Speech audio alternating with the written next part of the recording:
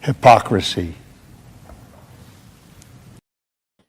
Hey, what's up, guys? Welcome to Lawsplaining the Interwebs. I'm your host, Indigestion Ricada. Nick Ricada of Ricada Law, a small law firm in central Minnesota. Today I actually apologize for being late. Normally, screw you. That's normal. But today I had a day, man. Whoo! I have had a day. If it were acceptable to cry, today might be the day, but it is not. So there will be none of that bullshit happening here on stream. But one of the things that is not related to that at all, and is completely separate from the day, was just tonight. A friend of mine had a kid arrested in a different county. And so I got a real lawyer call that I had to deal with. So I do apologize for that kind of eating into the showtime. But you know, when you've got people with like an actual crisis, like that's part of being a lawyer. So with that, it's good. So there is a thing that happened earlier today. And this is not related to the bad day at all. This is a decent part of the day. I shaved a man bald on his naked face. His naked, ridiculous face has been shorn of hair. It has been removed. And it is because of you. It is because of you, chat, who did this. No other chat, no other anybody gets to take credit for this happening in the first place. Now, how it happened is dependent on some of you.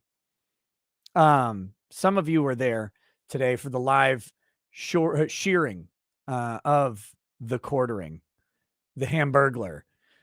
He was removed of his man status today. And for just a minute, not for too long, because he's had a long day, but I'm going to bring him on to just share what happened. I don't know why his camera is being weird. You there, buddy? I am. I wanted to give a bold reveal though. That's okay. Camera. Yeah. No, that's good. I was just like making sure the camera was working. Like I didn't know, because all I see is a J, and I'm like, is this like a deep meme? Like oh yeah, no. This is it. Look at how smooth the edges are on his face now. You guys can see it's just this nice, perfect curve when all of his hair's gone.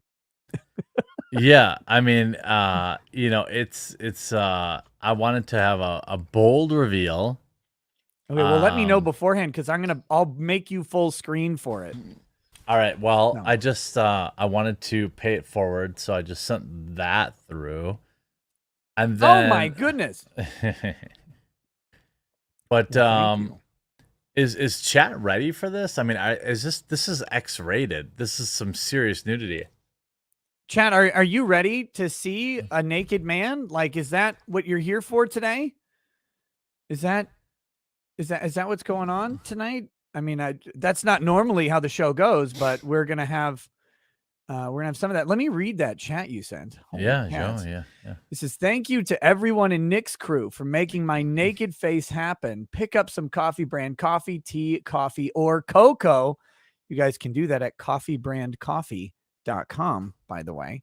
And I know many of you probably did tonight, but if any of you missed it, if any of you missed the show earlier, you do of course still have a chance to buy. It's not like it's going away. So no, we're almost out. We're almost out. Yeah, you have to buy right now. If you were on the live stream earlier, what the big thing was, obviously, you saw my nude face, which I'm about to show you in 18 seconds. But when you see my nude face, I want people to understand that my beautiful non-online wife made this happen because you made this happen. She did. Look at this thing. Look at it.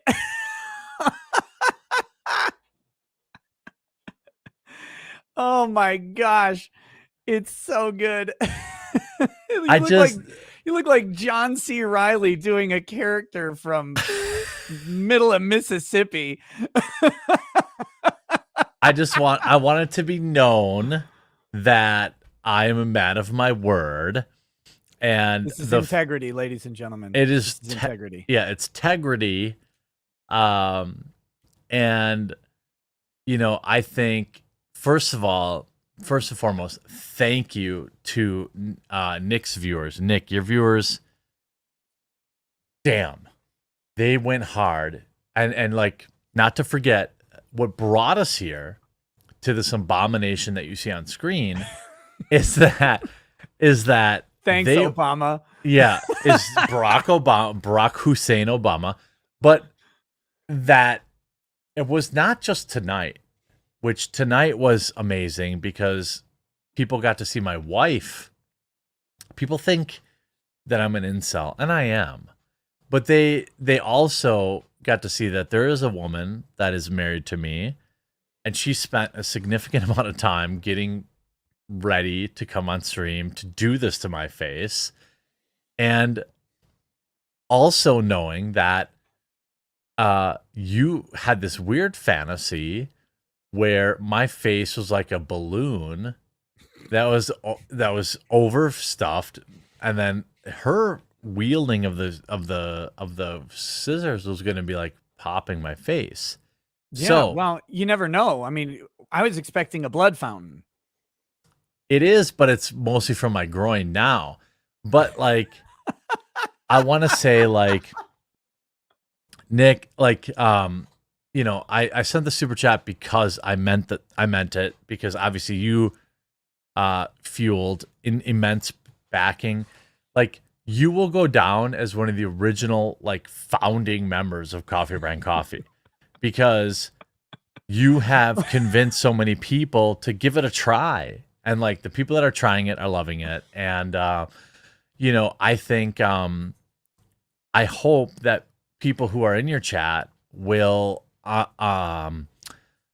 make today the day that they send you their first super chat, because you have truly blessed me with your kindness and with your disgusting facial hair face and your Hitler Youth haircut. And like, as a guy with a receding hairline and now a fully exposed chemo face, thank you. Did someone call for a blessing? Yeah, please. Yeah. Nominate Patriot Spirit, Filiate Spiritus Sancti. Oh my God. May the grift fall politely upon you. May its gentle touch caress your coffee coffers. Yes, it did. It has touched my coffee coffers. And I Nick, obviously you're the best, but Nick's chat, you guys went hard as hell. And it was great getting my wife on chat. Like, it was awesome. I had to bully her into it. Basically, like, I was like, there's 1,000 orders. And she was like, or I said, oh, will you come on and do 1,000 orders? I was at like 80 orders at this time. Yeah. And she was like, oh, sure. I was like, oh, cool. Nick Arcado's going to be on my stream, no big deal. And like, she doesn't know the power of the Grift Pope. So she was like, oh, you have 80 orders, you're going to get to 1,000? We ended up with like fast. I know. Well, like go ahead. Yeah, sorry. There was like 2 waves. The first wave took us like 600 almost immediately. And then Nick completely did the thing where he's like, whoa. And he's like, hey, go buy some shit. And then like, boom, we hit 1,000 and 1,300 actually today. And 1,300 orders is where we ended. And fulfillment is pissed because I was like, I don't give a fuck. I hope we bury them. But they were like, they were sending me text messages like, as long as it goes, and they're like getting nervous because I think you when we were at like 600 orders, Coffee Brand Coffee like super chatted, and they were like, fulfillment here, we're cool. And then like then they had like 1,000 orders or 1,200 orders, and then they went quiet. I thought that was kind of weird. That was good. They were all eating the cyanide pills that were like stored in their teeth or whatever. Yeah. Do you have any idea how hard it is to find employees? Like now they've all killed themselves, and it's very difficult for me to deal with it. Yeah. Well, man, I'm glad. I love to see people that I know make something. I said this while you were gone. You endorsed this comment. I said I love to see people I know make stuff that challenges anybody. And and I think like we need Eric July talks about this a lot, but we need to create a second economy, frankly, of companies that just don't hate us, right? Like no matter that who, like the table stakes? Isn't that crazy? Like you're right. Yeah. I just want to sell you coffee, tea, and or cocoa, and I don't give a fuck where you are politically, and that's great. Yeah, like I'll just sell you my shit. Like if the world's worst person wanted to buy my coffee, tea, or cocoa, I don't give a shit. Why would you? I don't. Isn't that crazy? It's wild. But I do have to say, when you said you'll go down in history or whatever as like one of the founding members of Coffee Brand Coffee, I flash forwarded in my head to the video of like that song like da, da, da, dum. That one. And it was like the Coffee Brand Coffee, and then like a giant Nazi flag rising. No, it's like no, Nick, no. But it was like not. It was like someone else made the video. Like you didn't make the video. Someone else made the video to accuse you of this, and I was like, oh, good. when Coffee Brand Coffee rises, the Third Reich, the Fourth Reich, and it is very awake. Yeah, I was like, oh no, and then it's gonna be my face coming in from the side. Oh in yeah, my Popat. Oh shit. That's how it should be. Look, I'll sell my coffee, tea, or cocoa to Adolf Hitler or Karl Marx. As long as like I literally don't give a shit. If they want coffee, tea, or cocoa, I'm gonna give them the best I can. And like that's my sole position as a company. You're awful. I hope you die. But like also I want you to die with delicious. Yeah, I want you to die with delicious Coffee Brand Coffee on your lips along with the cyanide pill. Well, man, I of course wish you the best, and I'm glad it was a successful day. It was fun to have your wife come on stream and shave your. She came on stream. It was one of the stream is now privated because like a retard I leaked somebody's cell phone number. What? I was like scrolling through my DMs and it was just somebody fucking so like I didn't delete it, so I'll have my editors chop it up tomorrow. So people in chatter say put the stream back up. I'll have my editors like do like a 10-minute like highlight thing. I fucked up. Do you see this grift he's gonna do? He does 7 videos a day. He's gonna release 38 videos. This one stream is one of them contains my actual cell phone number. I'm gonna leave the stream up. Chop, chop, chop, chop, chop, chop, chop, chop, chop, chop, chop. You're like a guy with a cucumber who's been working in the same kitchen for 40 years. Like, here we go. Here's 87 videos for you, chat. Don't worry. Hope you get them in order. Yeah, I like that I like that. I like unintentionally. There was a moment where like we hit the 1,000 orders, and it was like inevitable. Now that my wife had to do my face, and then like my internet dinged out for a little bit, and instead of getting mad, you were like, "God damn, this guy's a good fucking grifter!" Like you didn't even get mad. Yeah, it's like, oh yeah, don't worry, I'm about. Oh no, what happened? That's exactly what happened to you. Oh no. Well, I'm gonna let Nick. Thank you, Nick's viewership. I'm not even going to shill. I'm not even going to talk about the amazing discount you can get with code NOSE at coffeebrandcoffee.com. I just want to say thank you. And Nick's Hitler Youth haircut is Now I've impressive. got the Pope. The Pope. Oh, hat you do mark. have the Popa, the Popa Toscani. It's available at Applebee or Olive Garden.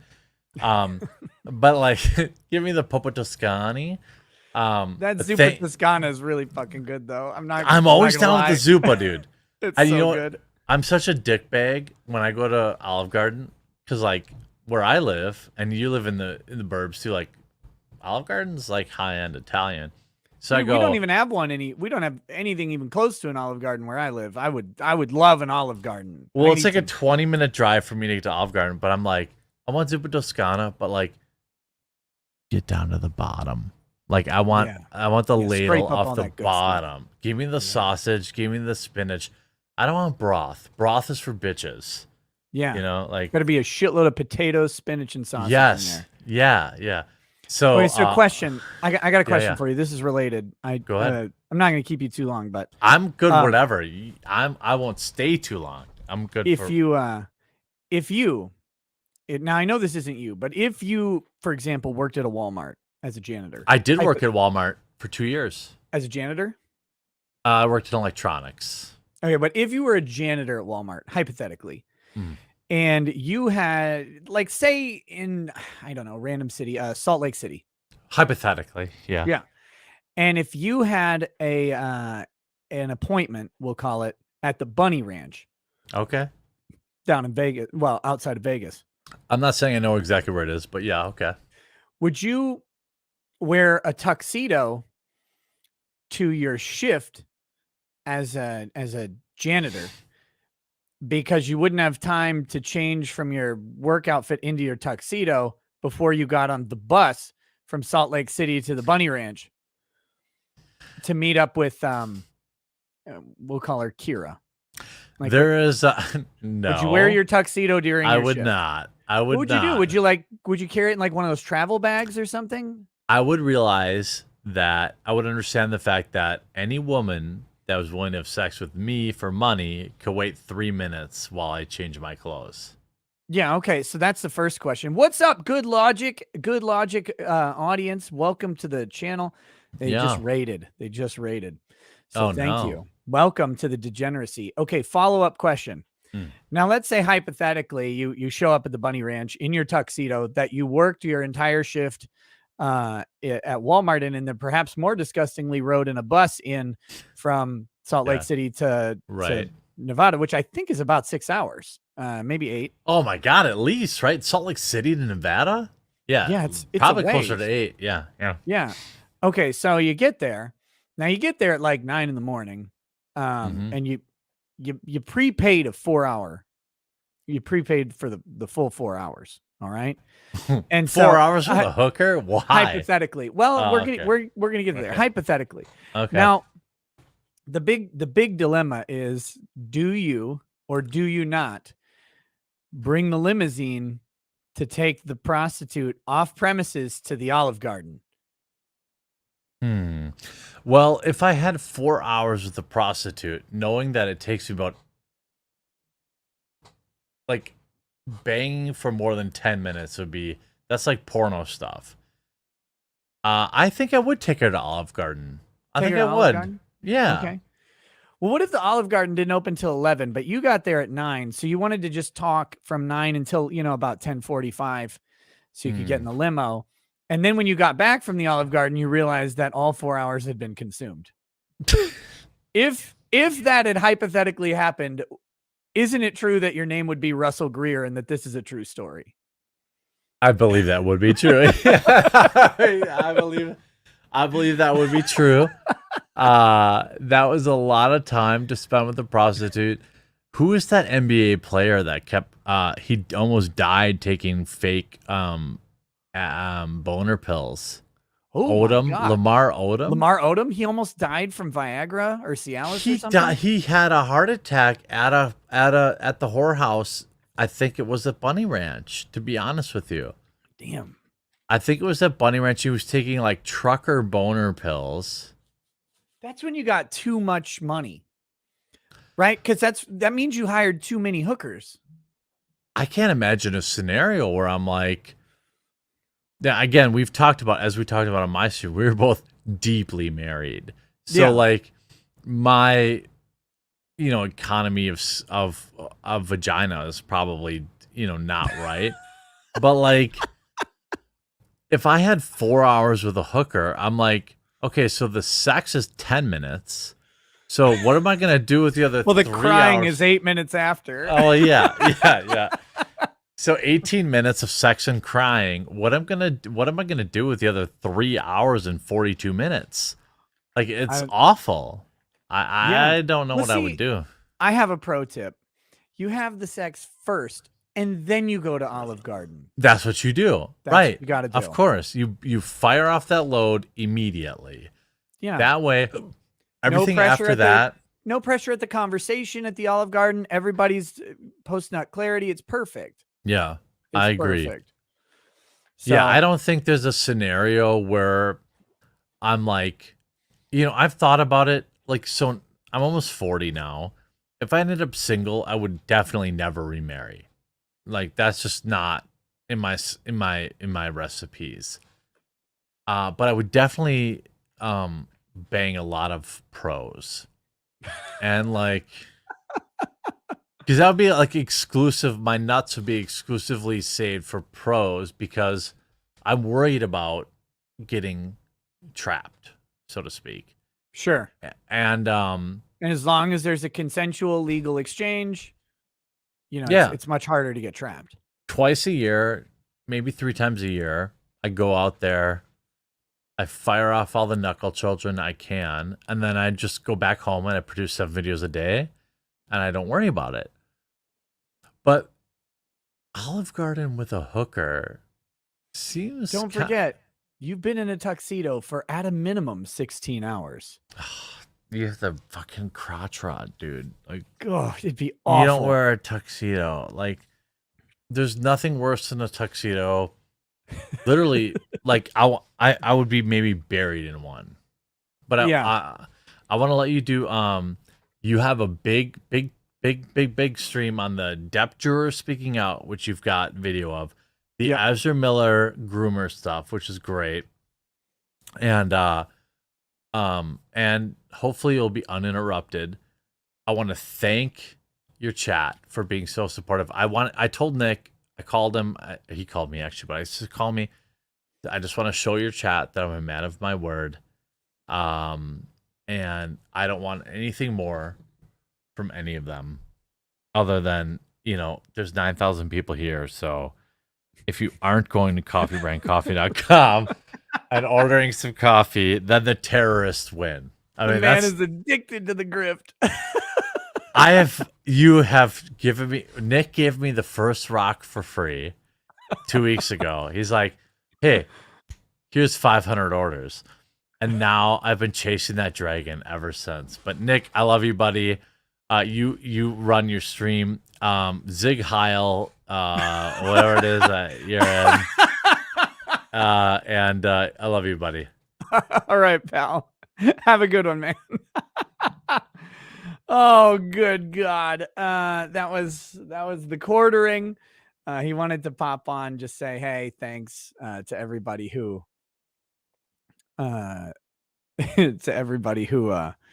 who popped in earlier, bought some coffee either the other day or over on his channel, which is just really cool to see. Really cool to see. I mean, the fact that, that stream was, I think 2.5 hours by the time I left. And, he ended up with 1,300 coffee orders, which is crazy. Crazy. So that was cool. That is not, of course, the agenda tonight. The agenda tonight is we're going to be talking about this Depp Juror. I say this every night and I'm already looking like, oh man. But I legitimately don't know how long of a show we're going to have tonight. I truly have had a hell of a day, in not the best ways. So with that, we've got we're going to do the Depp stuff. We'll talk Ezra Miller. There might be a couple other topics. I know some people are asking about like January 6th stuff. I'm trying to figure out if I can stomach the hearings. They're again, it doesn't matter what you think about January 6th. I don't have high praise of January 6th and what fucking went down inside the Capitol building. I know there's new people on here who, because of the way I talk about things, don't know that, or they get the wrong impression, but I've never thought it was a great idea. I think there was a lot of problems with what happened. I think there were some good people who got wrapped up in the hype and got kind of and are getting taken for a ride. Absolutely. But I think there were some actors with wrong intentions. I'm not going to go so far to say that they were legitimately thinking they would overthrow the U.S. government, but did they commit some criminal acts? Certainly. People who did hit cops, there's some issues there. But the people who were let in and just kind of walked around peacefully, gonna find a hard time finding a criminal defense attorney who thinks someone who was invited in by a Capitol police officer and then didn't break anything and didn't hit anybody needs to go to prison. Like, you're gonna have a hard time finding that. If you don't like that opinion, that's okay. You don't have to like my opinions at all. But anyway, whatever you think about the reality of the January 6th day, the commission is a show. There's nothing legal about it. There's nothing official about it. The commission investigation report is theater for Democrats, particularly, and a couple Republicans like Kinzinger or whatever, and Liz Cheney, to do an ad to the whole world for their reelection. I mean, that's what it is. And they're not the only politicians to do this. Make no mistake. But I mean, that's what they're doing. They're getting a paid ad for every one of their reelection campaigns because they think it'll play really well with their base. So I don't know that I'm super interested in covering it. It's infuriating that it's so slanted, but it's the investigation committee that it's gonna be slanted. That's the whole point. That's like listening to a prosecutor tell about an alleged criminal act and going, well, this is really biased. Well, yeah, they're like the prosecutor in the situation. They're gonna be super biased. And so I don't know what value there is in watching it. And it just raises my blood pressure. And to me, there's been more interesting and funny things to talk about. I'm still considering talking about them. I don't know. We'll see. But if anybody's wondering why I'm not like just pulling them up every day, it's you can see my January 6th opinions scattered throughout, but you could see them on January 6th even. And I freely give them today as well. I don't think the commission report's going to be changing anybody's mind in any particular way. We're at a place in our country that is so polarized and so divided. And it's so divided on political grounds with a lack of nuance, because who has time, right? And legitimately, in a time where people are losing jobs, where stocks are plummeting, where gas prices are going through the freaking roof, food prices are higher than they've ever been in my lifetime, and it's just hard for people to have time for nuance in their lives because they've got more important things to deal with. They got to put food on the table at the end of the day. So that so I'm not so sure I really am super interested in covering the January 6th stuff. And that's kind of why I don't know if there's much interesting stuff to discuss with it. If there's some bombshell thing that comes out, which I mean, just to be brief, I doubt it. Then maybe we'll cover it. Or if I have nothing else to talk about, maybe we'll do that. Nick's not around 40 years old. Nick is 40 years old. That is correct. But so that's where I'm at with that. With that, lots of super chats, some really big super chats. I want to make sure we get rolling on those, so I'm keeping up with them as the stream goes. And then we'll get into the Depp stuff in just a moment. The Real Hydro PX, would you agree discrimination is a human right and any American should have a right to discriminate against anyone they hire, and it will be the only way to hire the person who is qualified versus the person who isn't? Yes. Yeah, by the way, so as a legal commentator, you walk a fine line between explaining what law is and what you think should be. Those are two different things. I am not for anti-discrimination laws. I actually fully believe in the ability to discriminate in who you do business with.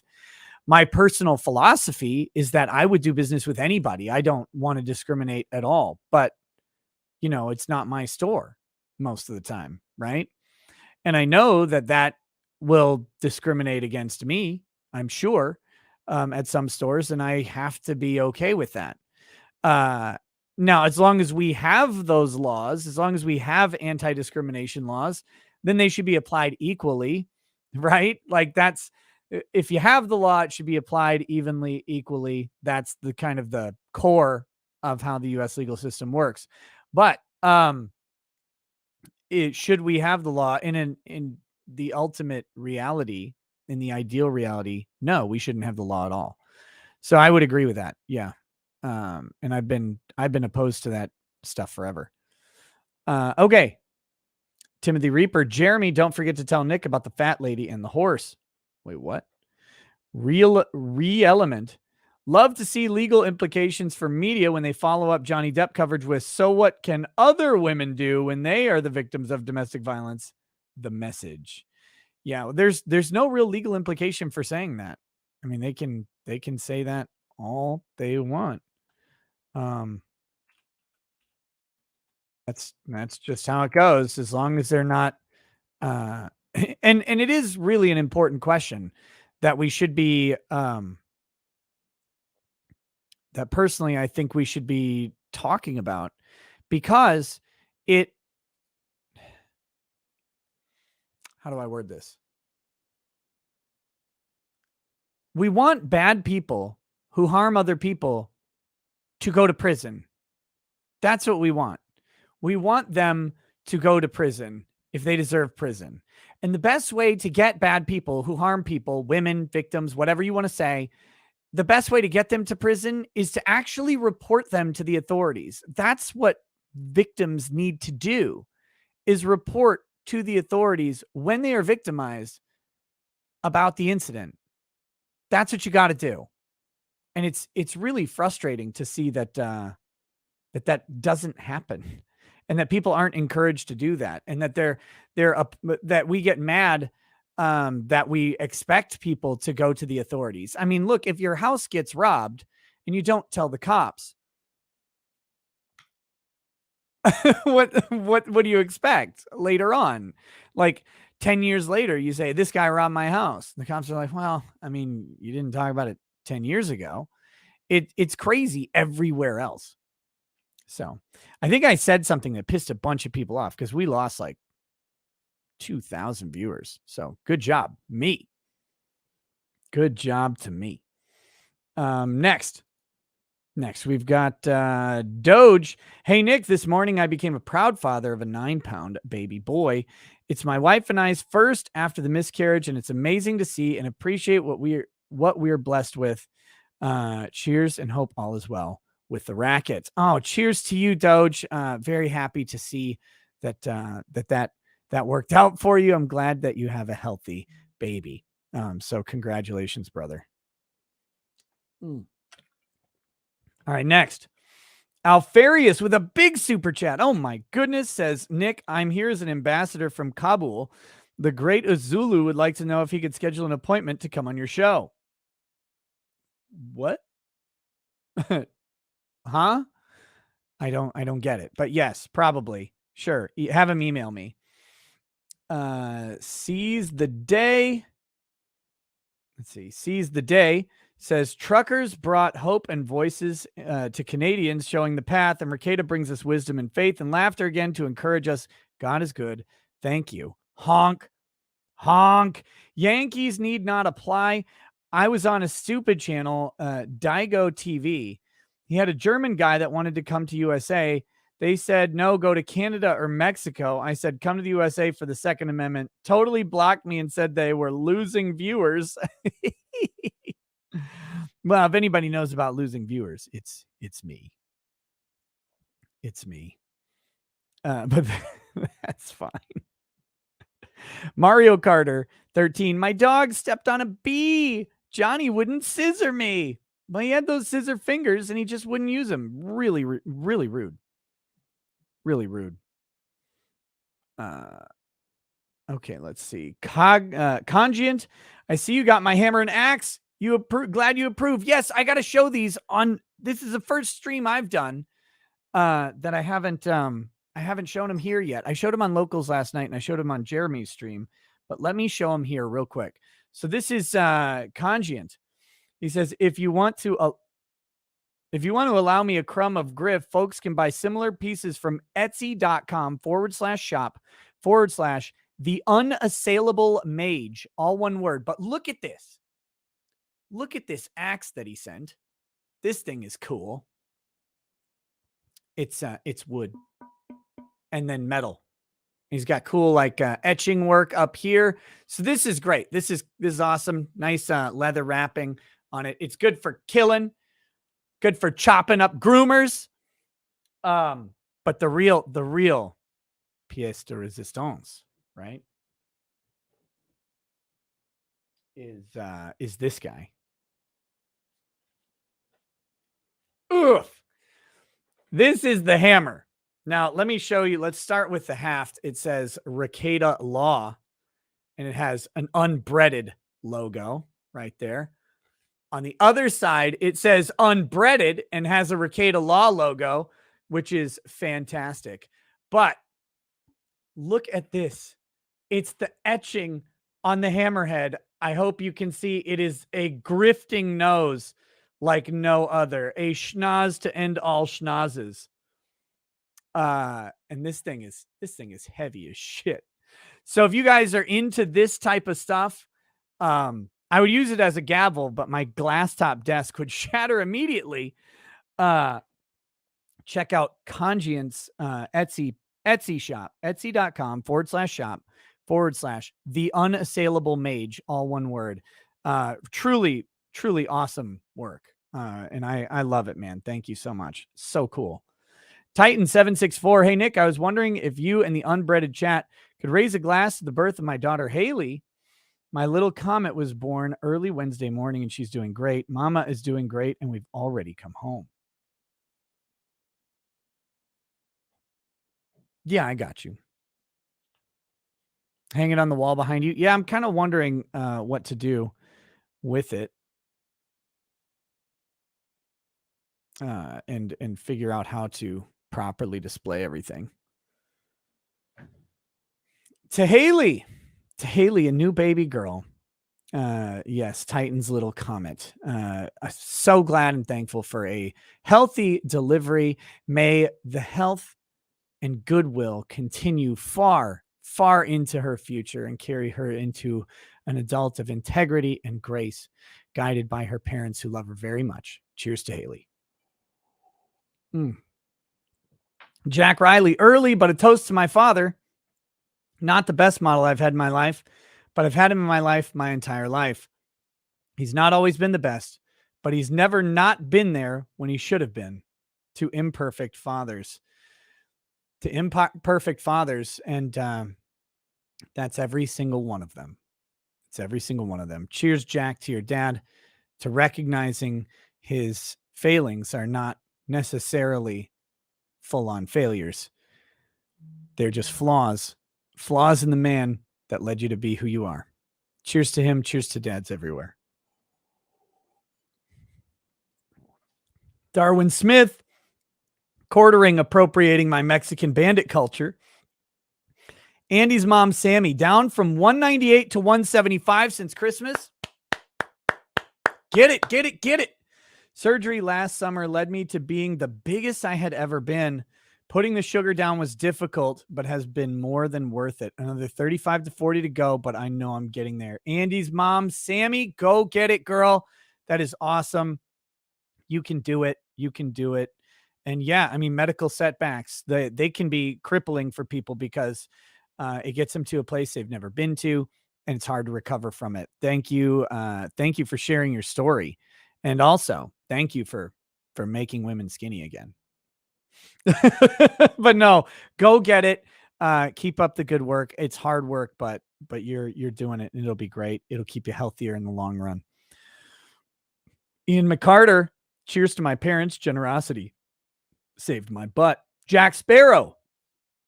Men don't cry, we drink whiskey. Drink up, you sob. In Minnesota, we do 3 things: go to church, drink, and ice fish. It's not Sunday, and you're all out of ice. Yeah, I don't want to drink too much. Because, well, we saw what happened the other day. Mikey B, all you need now is a jacked up pickup. Yeah, Jeremy does. That'd be cool. Me too. Duck Dangerously. Jeremy and Mrs. Quartering really need to do a weekly show. They work so well together. They are the anti H3H3. Matt HTX43 with a huge chat says, 2 awesome gents. Got my Anime Matsuri tickets, Nick. See you there. Oh yeah, buddy. It's gonna be fun. It's gonna be a blast. It'll be great.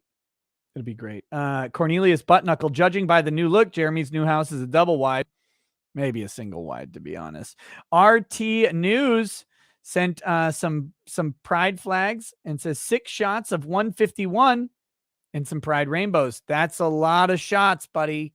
Pace yourself. Pace yourself. Aldios. Hey, Nick, I hope I have Miss Racket. I gave Miss Rackets enough time to review those candles I sent. No, sorry, we haven't lit them up yet. We'll see if we can get them lit up tomorrow. How's that? My girlfriend's dad has the same candle sensitivity you said you had, and he loved the cucumber candles. Insta seraphim_bright. That's on Instagram. Much love. Again, just I have a sensitivity to smells because of my Griff nose, but they do smell actually really nice. I can't get my nose all the way in there because it'll kill me. Mike the Dad Crosby, I would just like to know, did you read this right? Yes, I did. I'm a very good reader. FB says, toast for the death of Dragon's Treasure T, out grifted. Oh shit. Yeah, he got stomped. He got a mud hole stomped in him by the quartering. Tarkina Mayer, hey, Nick, are you going to talk about the new Kamala announcement about misinformation committee that came out today? I wasn't aware of it, but I'll take a look. Tadano Hito says, all hail Nicholas Rekieta, the chief litigator of the unbreaded and the protector of the holy death sentences. Amen and a women.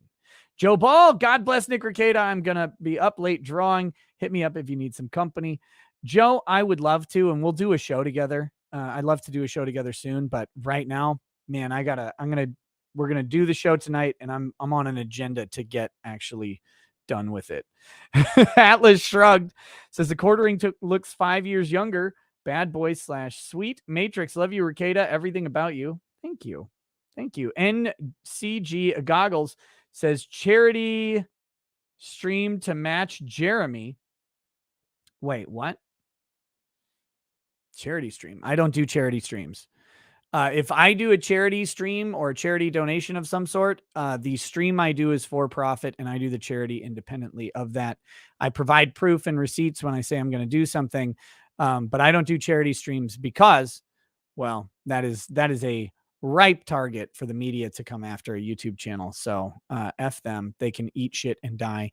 I do the charity on my own. And when I say I'm going to donate tonight's stream to charity or whatever, when I do that, which I've done a couple times, I donate the full amount, even the gross amount. I don't factor in the YouTube cut. I donate what's there, and I eat the 30% that YouTube takes, the 30% that Apple takes, and the 50% that the government takes. So, but I don't do charity streams. Sorry. That's not how I do things. And anybody who whoever wants to talk to me about charity, I do quite a bit of it. I don't talk about it a lot because it's not really important, but people, I did see people like accusing me in some comments of something. They're like, oh, you should donate to charity. It's like, I donate annual incomes to charity, man. Like that's, don't worry about it. McGruber 365. Hey, Nick, grifting here for my brother. He's a guitarist / singer. Started his own solo stuff after being in a band for several years. Just released a new cover on YouTube under Jalar's channel. So Jalarz. Jalar's channel. St. Catharines, let's see, Ontario. Oh, St. Catharines, Ontario, unbreaded. So check out the Jalars channel if you guys like, music. Give it a shot. Gates of Above, maybe those that participated in January 6th should have convinced the police and lawyers they had scissors for fingers. Just a thought. If they were just the best actors on the planet ever, they could have said, we got these scissors for hands. What were we supposed to do? We were trying to cut through the bullshit of the election. Oh, there we go. That's how we do it. Gummy says, what do you mean? It's amazing. Do you love black people? Do I? Are you asking me if I love black people? Do you love black people? What? I absolutely do, Jesse. What about I you? just need you to be black and a female. I'm sorry, Jesse. What was that? What do you need? What do you need me to be? I just need you to be black and a female. Oh, okay. Well, I guess I could probably do that for you. Give me enough time with some makeup. Zong Shina says, a toast to communism. The party demands it. To communism. The most effective marketing campaign in history. By a long shot. You think the ADL was good? Whoever's running communism has done a far better job. How can your system kill a minimum of 100 million people and still be regarded by so many as the obvious solution to all problems? And how did it kill those people? Well, two ways. With bullets and a lack of food. It's to the best marketing team on the planet. Yay, communism. Beta.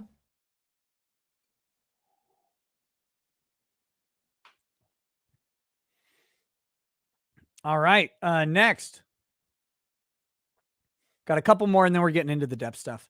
Insidious Bliss. Jeremy invites you over to mash some grapes. Do you accept? No. Disgusting. I know what that means now. Here I thought, I'm like, oh, cool. Like a wine thing. Like we're going to stomp on the wine. Nope.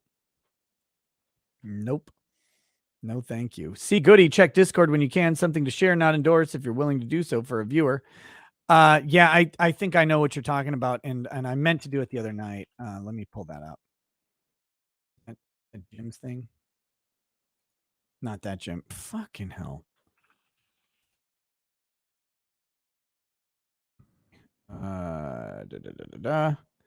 Yeah, this is something I meant to pull up the other night and just didn't.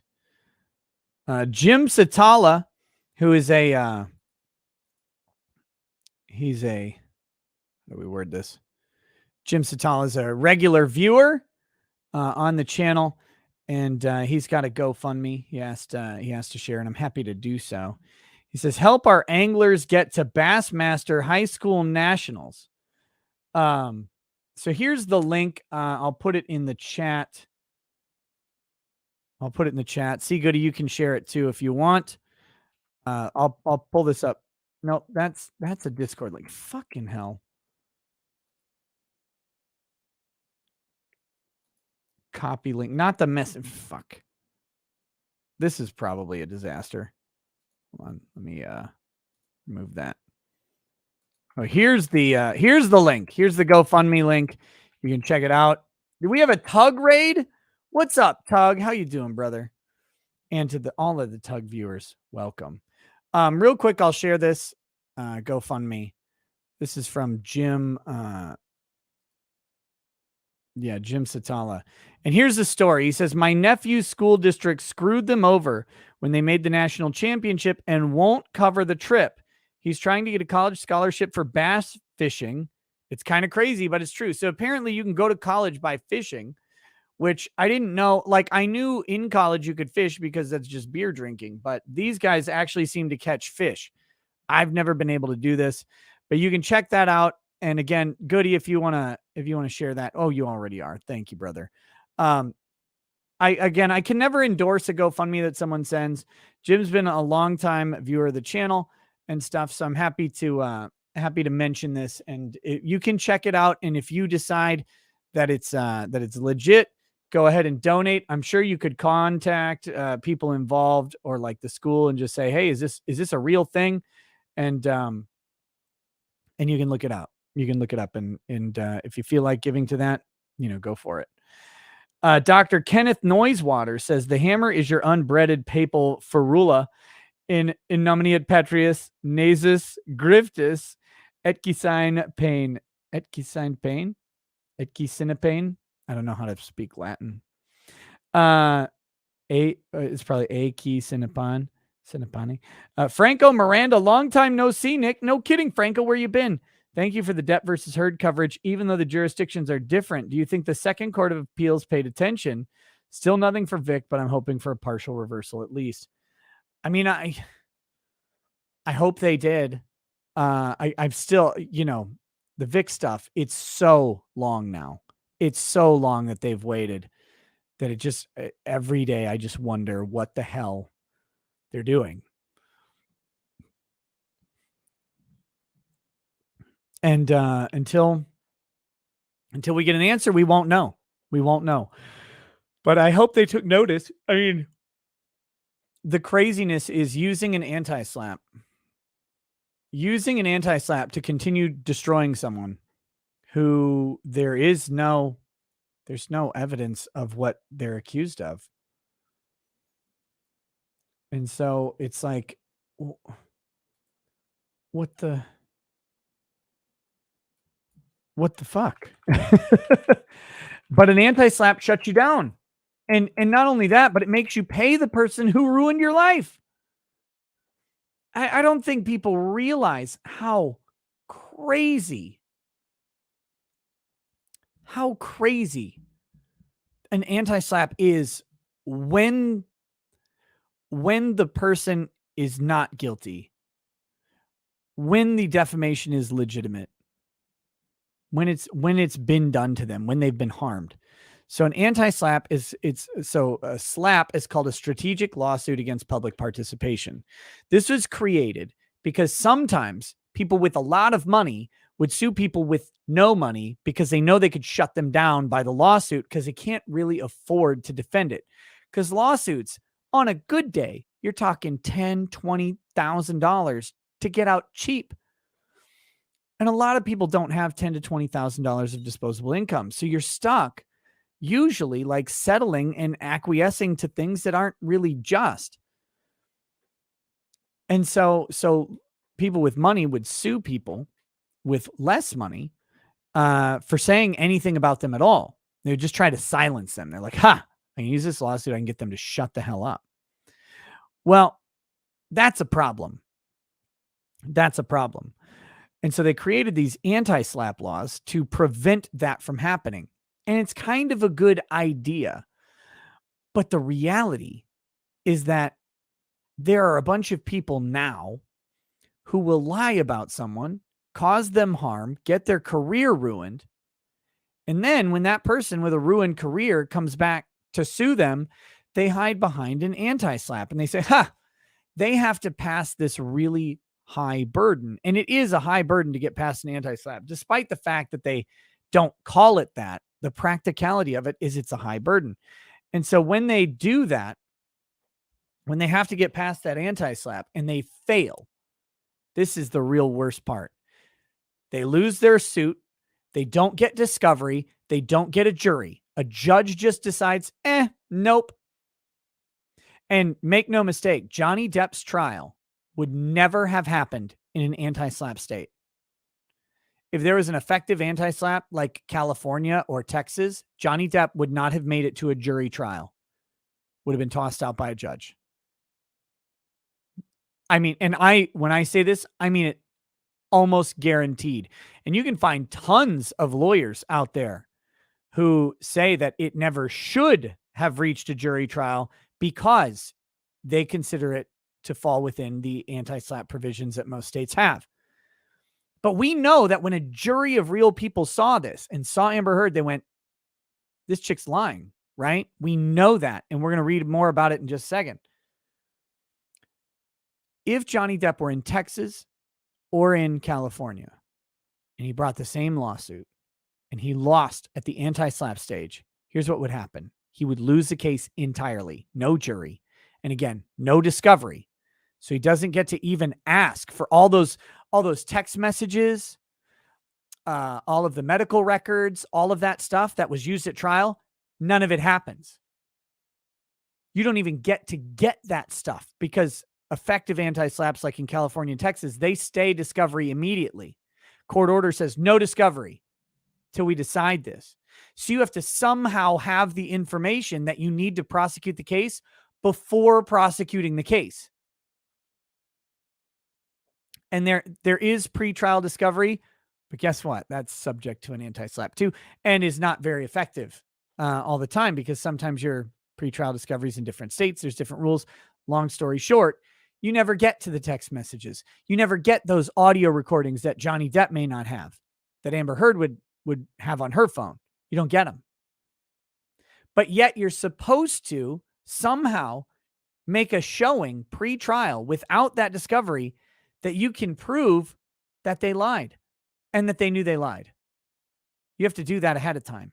If you lose the case. Like I said, you lose discovery, and worse, you pay the fees, the attorney's fees of the person who destroyed your life. And you tell me that that's fair, that that's justice, that in any way serves the interests of justice. It's insane. Okay. Dr. Kenneth Noisewater says, I thought all you disloyal Shasta lawyers spoke fluent Latin. Translation, the name of the Father's nose, the grift, and those without bread. No, we mispronounce Latin words constantly. We learn those phrases and don't internalize it ever because it's terrible. Oh my gosh, do we have Law and Lumber's in the chat? Emily Baker's in the chat. Oh my goodness. Holy cats. Hey, Law and Lumber, I heard you're going to SawCon, and I'm really, really happy about that, buddy. You go get it. You go get it.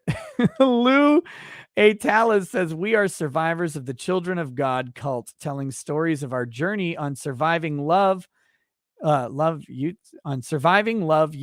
So surviving love. Justice has been elusive for over 60 years. Can I DM the link? I mean, you can, but people could just check out Surviving Love YouTube. That would probably get you there. And finally, we got 2 left, and then we're jumping into the Depp Juror here. Josh Marhol, while we're grifting, I learned it watching you. I'd appreciate a bump for my $10 electronica album, Arcturus Stream. It's on my channel, but I can DM a link for the chat. Can send you a free CD copy to the P.O. box too. If you want to, go ahead. And then there he is. Law and Lumber says, SawCon these nuts. Effing love you guys. How you doing, man? How you doing? Well, I'm happy to have two lawyer YouTuber alumnus in the chat for this, because I am going to be smug as shit during this juror story. Last one, Spatula says, not only does that put Attorney Tom's knowledge hammer to shame, it's bigger than he is. That's true. That's true. Let's get into this story. Here we go. Straight into it. This is juror in Johnny Depp Amber Heard trial, defamation trial, speaks out. This is from Good Morning America. And they did the interview. I don't think the interview was recorded. I think it's just transcribed, but I might be an idiot. Frankie Sherratt says, bring Emily and Rob in. I would love to on any other night, but tonight I mentioned I've had a really, really, frankly, a fucking shit day.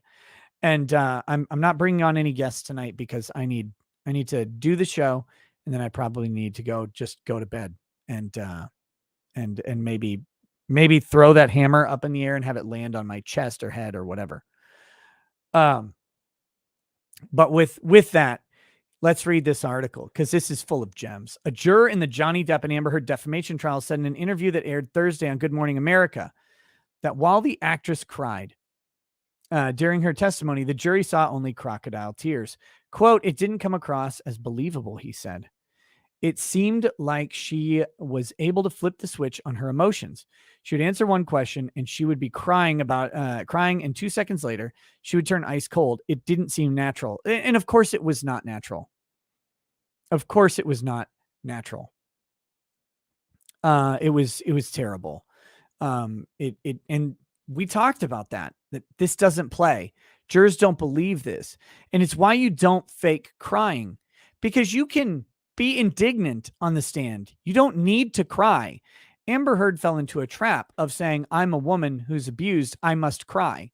Now, some abused women cry. Some abused women shut down. Some abused women are mad, and she could have been mad. She absolutely could have been mad. Her Washington Post article was mad, not sad. It was not a defeated woman. It was angry. It was indignant. It was righteous indignation. Why her legal team did not coach her into manifesting the emotions of her op-ed on the stand is beyond me. Why they thought, oh yeah, weepy Amber will be fine. You know this chick can't cry. You know, you've known her for years. You know that bitch cannot cry. She can't do it.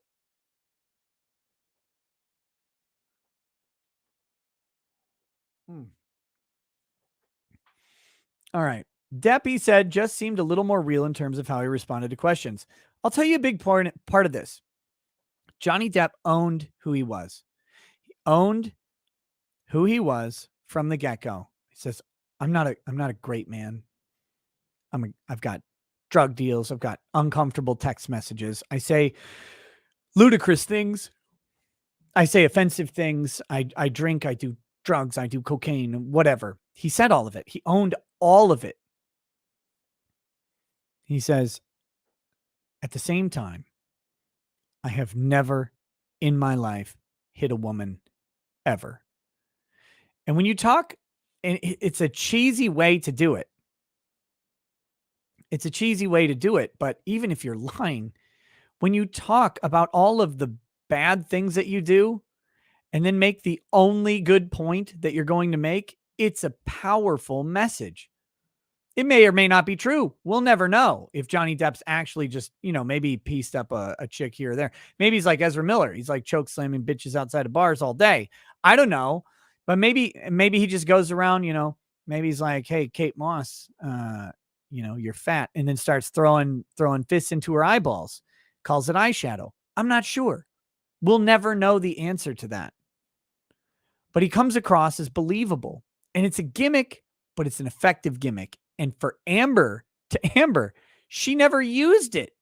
She didn't even come close. She sold herself as a fucking saint every single time. Oh no, I didn't do cocaine. It's like, well, we have all your doctor talking about your cocaine use here. And we got these witnesses who said, oh yeah, Amber's doing cocaine and MDMA. She could do both at the same time. She could do coke, then MDMA, then more coke, and then end up throwing up in a parking lot and needing to be taken home so she could do even more MDMA. You can have all of that in the world. And Amber's like, I would never do those drugs. And then she gets confronted on cross. Well, what about this time? Well, I mean, that was the one time. Well, what about this time? I mean, that was the one other time. It just didn't seem true ever. This was her problem. Again, whether or not their stories are true, believability is what mattered. I told you. Now, if you were watching one of these other shill YouTubers like, oh, I'm Emily Baker, I'm so cool, or oh, I'm Law and Lumber, I make videos about lumbering. Yeah, okay. You may have missed it, but if you watched me, as you only should, because I am the only YouTuber who ever discusses law. None of the others even exist. If you were watching me, you would know that I said from the start, and I said over and over again, this is going to come down to whether or not the jury believes Johnny or the jury believes Amber. Outside of a massive bombshell coming from some other witness, none of the other witnesses matter. None of them. Because this whole thing was about the truth. And so all the jurors want to know is, can I believe what she said? And the only information they have is how she responded. It's why they both had to take the stand. They had to. on their own cases. They had to take the stand. I mean, the other side would have called them if they didn't, which would have been a disaster, but they had to take the stand because they had to tell the jury their story and sell it. They had to, because it's all about, can I believe you? Because if I can't believe you, then you probably were lying beforehand, especially if I can believe the other person. Talked about it from the start, and it's true. The juror, one of 7 jurors during the 6-week trial, spoke exclusively to Good Morning America and is the only juror on record to speak publicly about the case. He asked to have his name not used for this report. In early June, a jury in Fairfax, Virginia awarded Depp more than $10 million. Blah, blah, blah, blah, blah. Boring, boring, boring. Why would you buy the other person a knife? Heard's credibility was suspect throughout the duration of the trial, the juror said. Besides how she acted on the stand, several other factors led the jury to believe Heard was not credible. The jury concluded, quote, they were both abusive to each other, but Heard's team failed to prove Depp's abuse was physical. And if you were watching this channel, you would have heard, again, I hate to do this, but this is some validation here of what we're talking about. And this is a critical element of a trial like this. If you were watching here, Rottenborn said any single instance of abuse at all would be enough to win the case. Well, they clearly found instances of abuse. But what I suggested, and what seems to be the case here, is that her statements were not, Johnny Depp hit me once, or Johnny Depp yelled at me once, Johnny Depp berated me in all sorts of ways. Her statements were, I became the face of domestic abuse, right? And the face of domestic abuse to most people is a battered and broken woman, a bleeding lip, a puffy cheekbone, right? A black eye, blood coming out of a nostril, like an evidence picture that you would see come up in a criminal trial. You'd see a woman afraid to be in the same room as her abuser, because he might just climb over the table. He might climb over the podium, and he might strangle her there in the courtroom, and the bailiff might not stop him in time. That's what she sold to the Washington Post. That's what she sold to the ACLU. And that's not what the jury saw at all. And that was the big risk. And that's why Rottenborn's argument, it was one of the only arguments he could make no mistake. But you could not sell the jury that an instance of yelling or an insult or a shady text message makes someone the face of domestic abuse. Because if that's the face of domestic abuse, everybody knows that ad don't sell. That ad don't sell. No one buys it. You probably remember, if you grew up like me in the 80s and 90s, the PSAs that they would do, like during Saturday morning cartoons, and they have like the black and white footage, and there's like the kid sitting at the banister, or like I don't know what they're called, the railing of a stairway. They'd be sitting there looking, and then you would hear like the dad just screaming at mom, and you'd see like the shadows. You wouldn't see the people, but you'd hear him like throw her into the dishes or whatever. You hear stuff break, and you hear stuff shatter, and she'd be screaming and crying. It's like, these are horrific ads that they would do about domestic violence. That's what jurors are thinking about. They're not thinking about, you dumb cunt, I hope you burn to death in a Honda Civic, right? Like, not even a prelude, Johnny. That, like, they don't think that that's the abuse she's talking about. So anyway, here we go.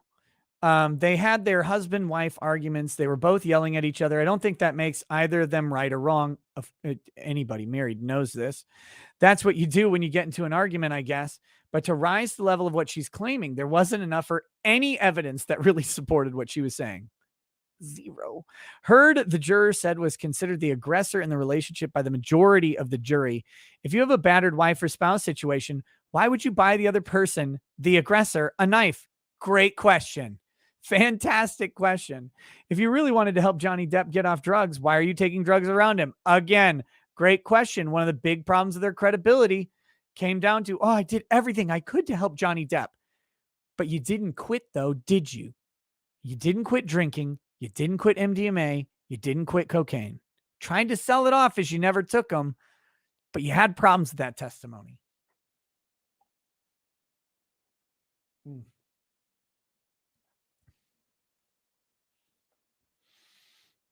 Let's see. Here we go.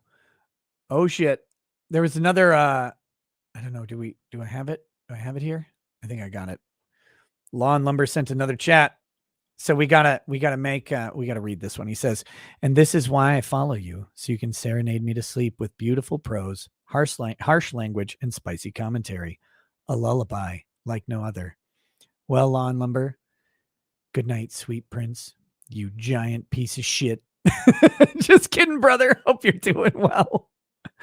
Heard testified she purchased Depp a large knife as a gift, which Depp's legal team presented to jurors. The jurors said that photographs Heard took of her ex-husband also fell flat. Yeah, because a guy passed out isn't beating you. Although the defense used them to show Depp's decrepit state after a drug or alcohol binge, the jurors said they failed to make an impact. Quote, if you mix alcohol and marijuana, that's where you usually end up. Passed out, he said, spoken like a patrician consumer right there. He's like, yeah, I mean, that's where I'm going to be in 25 minutes. So we got to do this interview pretty quick. We discussed at length that a lot of the drugs she said he used, most of them were downers. And you usually don't get violent on downers. You become a zombie, as those pictures show. In his testimony, Depp also admitted to cocaine use, a stimulant, and Heard testified he was frequently doing the drug in her presence. But it doesn't matter because she didn't take pictures or videos of Johnny Depp hyped up on cocaine. And this is the problem again. She took so many pictures and video, so many of them, that everybody wondered, wait, if this is happening all the time, how did she not get a picture of that? It's always. She never got a video of Johnny Depp hyped up. She never got a video of Johnny Depp really tweaked out on cocaine ever. He never overused cocaine. He overused every other drug and alcohol available to him, just not cocaine though. It's a problem. It's a problem. The juror also said the jury essentially dismissed all witnesses on both sides who were employees, paid experts, friends, or family from either side. That's all of them. That's effectively everybody. And this goes back to my point. They just cared what Johnny Depp and Amber Heard had to say and if they could buy their stories. Now, again, if someone came in with a video and they watched Johnny Depp punch Amber Heard right in her fucking mouth, you wouldn't have this answer. But they couldn't bring it. I mean, Johnny brought supportive witnesses, but did anybody sell Johnny Depp better than Johnny Depp? No. Dr. Curry, I mean, was helpful, but mostly against Amber Heard, not so much in favor of Johnny Depp. She didn't even review him. So they could throw out all of that stuff. Oh, Legal Vices is in the chat. I'm supposed to. Since Legal Vices is a scrub who doesn't have verified status on YouTube, I'm going to go ahead and add him as a moderator. Legal Vices, don't ever moderate anything. I just want to be able to see when you're there. Let's see. Okay, here we go. Also suspect were the photos that Heard's team presented that purported to show bruising on the actress's face. 2 photos presented near the end of the trial were not credible to the jury, he said. They believed the accusation by Depp's team that one photo was edited to artificially redden Heard's face to suggest bruising. Yep. Well, that's because it obviously was. I mean, that was clearly done. It was the exact same picture, and they were just different. Heard testified the photos looked different because of a vanity light. Oh, yeah. Yeah. No. Sorry, sweetheart. They were taken at the exact same second.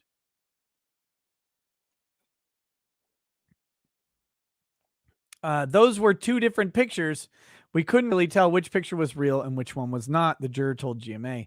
Juror also said the the defense failed Heard by telling them that the actress never goes outside without makeup.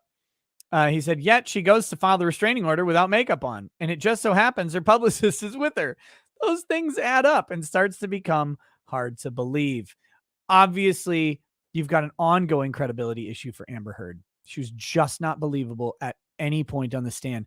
The best part is that I don't know about Good Morning America specifically, but I'm pretty sure ABC News, probably GMA, were running stories about Amber Heard testifies to brutal abuse by Johnny Depp going into that break, right? Because we saw a ton of those stories during the break. We saw stories about how Amber Heard's tearful, incredible testimony. Not so credible now, though. The jurors said the 4-hour debate over the difference between a pledge donation and actual donation ended up as a fiasco for Heard. On the stand, Heard testified she never finished donating all $7 million from her divorce settlement to 2 charities because she didn't want Depp to reap the tax benefits by sending her settlements to charities directly. Heard testified that a pledge and a donation are synonymous with one another and mean the same thing. The jury was shown video of Heard on a Dutch talk show saying she gave her donation to the charities. The fact is, she didn't give much of it away at all, the juror said. It was disingenuous. Yes. He blamed Heard's legal team for giving her poor advice, such as looking directly at the jury when responding to questions. All of us were very uncomfortable with that, he said. I don't know if that was her legal team or just her. I think that was a lady fishing for approval in the room, like she does in every single room she walks into. Every single room she walks into. She is looking for approval, looking for acceptance, looking for validation. And it's consistent with what Dr. Curry said about the whole thing. All right. He also said her team had sharp elbows versus being sharp. They would cut people off in cross because they wanted one specific answer without context. Big risk on cross. They were forcing people to just answer a very narrow question, which was obvious, he said. Yep. And your demeanor on cross, like you can control a witness and prevent them from saying stuff. You got to do it very strategically, because if it looks like you're hiding from an answer, then maybe you are hiding from an answer. Now, this is a difference between civil and criminal trials, right? On a criminal defense trial, you want to control very specifically the narrative of what's going on. You need to not run from facts. Usually, remembering that criminal defense, you're not laying the factual basis for things. You're refuting the factual basis of the state. So when you're doing this on a criminal defense case, you've got a whole different mindset and a whole different approach than a civil case, because it's not even, it's not fair, and it's not balanced in any way. The state has all of the power, but they also have almost all of the burden. So what you need to do on cross in a criminal defense case is not try and bring new facts to light. You're not trying to do anything. You're simply giving the jury a reason to distrust the state's witnesses and the state's agents. And so that's what your cross is focused on. In a civil trial, it's not like that. You're on even ground with the other person. That means that there's give and take. You have to be willing to accept the bad facts that go along with your case, because every case has bad facts with it. Reality is that humans are messy, ugly people. And so we're going to have uncomfortable things about our stories, all of them, even the best stories, even Kyle Rittenhouse's story. This is not a civil case, but Kyle Rittenhouse's story has some uncomfortable facts, right? To take some talking points that have a grain of truth to them. He quote unquote lied about being an EMT. Now he's probably just colloquializing that he was offering medical services to people who needed it. It's easier to say, hey, I'm an EMT than I'm not a qualified EMT, but I do have a fanny pack with some bandages in it, and I'd be happy to apply them to your ass if you got spanked too hard by the police. Like, I'm just here to help out, but I'm not actually a qualified EMT. No one would do that. Simple. I'm an EMT medic. Those two things, EMT, medic, things people can understand. So you got excuses for it, but it's still a bad fact. It's still a misrepresentation. It still goes to his credibility. You got to own that. And in Rittenhouse's case, they did, but they also were very important to draw out the distinction. In a civil case, you have to fully own the bad facts. You can try and explain them, but you can't run from them. And Amber was running from every fucking fact that she could find.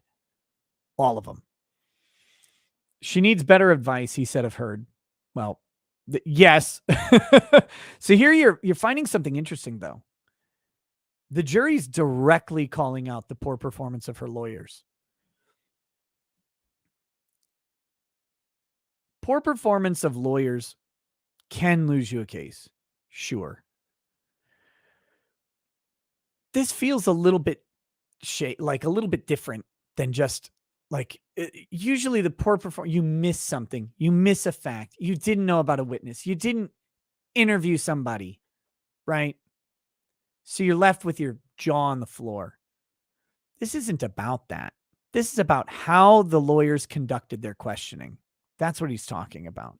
Talking about how the lawyers advised Amber Heard to answer. Well, what they're presuming. And they're presuming that they gave her poor advice on answering questions and doing the look to the jury and the face and all that stuff because their performances were poor.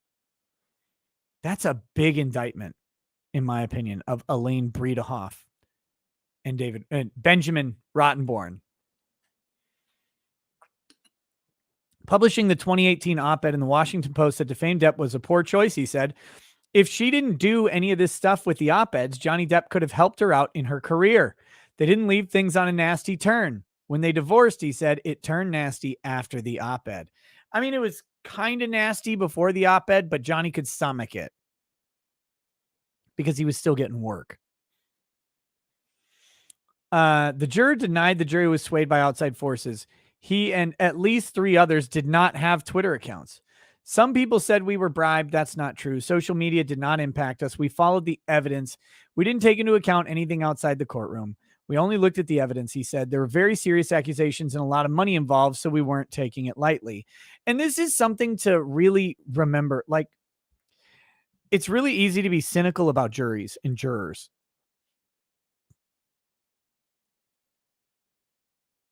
But let's leave that with a caveat of when they know the case isn't as important or isn't as big or isn't as serious. I mean, it's like there's some unserious shenanigans, but jurors take a lot of times a surprising level of seriousness to what they do. But let me just break this down a little bit because of how the juror answered the question. He didn't say we didn't see Twitter. We didn't go on Twitter. We didn't watch any videos. He said at least he and at least 3 others did not have Twitter accounts. Well, that's a very passive way to answer that, isn't it? Like, I'm thinking about this and I'm going, I mean, that doesn't mean you didn't go on Twitter, though. Like, I can go on Twitter without a Twitter account. I can get linked to tweets from news stories for sure. And he also didn't say they didn't look at social media. He said social media did not impact us. Did the jury look at social media? I would say they absolutely did. I would say they absolutely 100% saw something about this case on social media over the 7 weeks. But here's the critical part of this.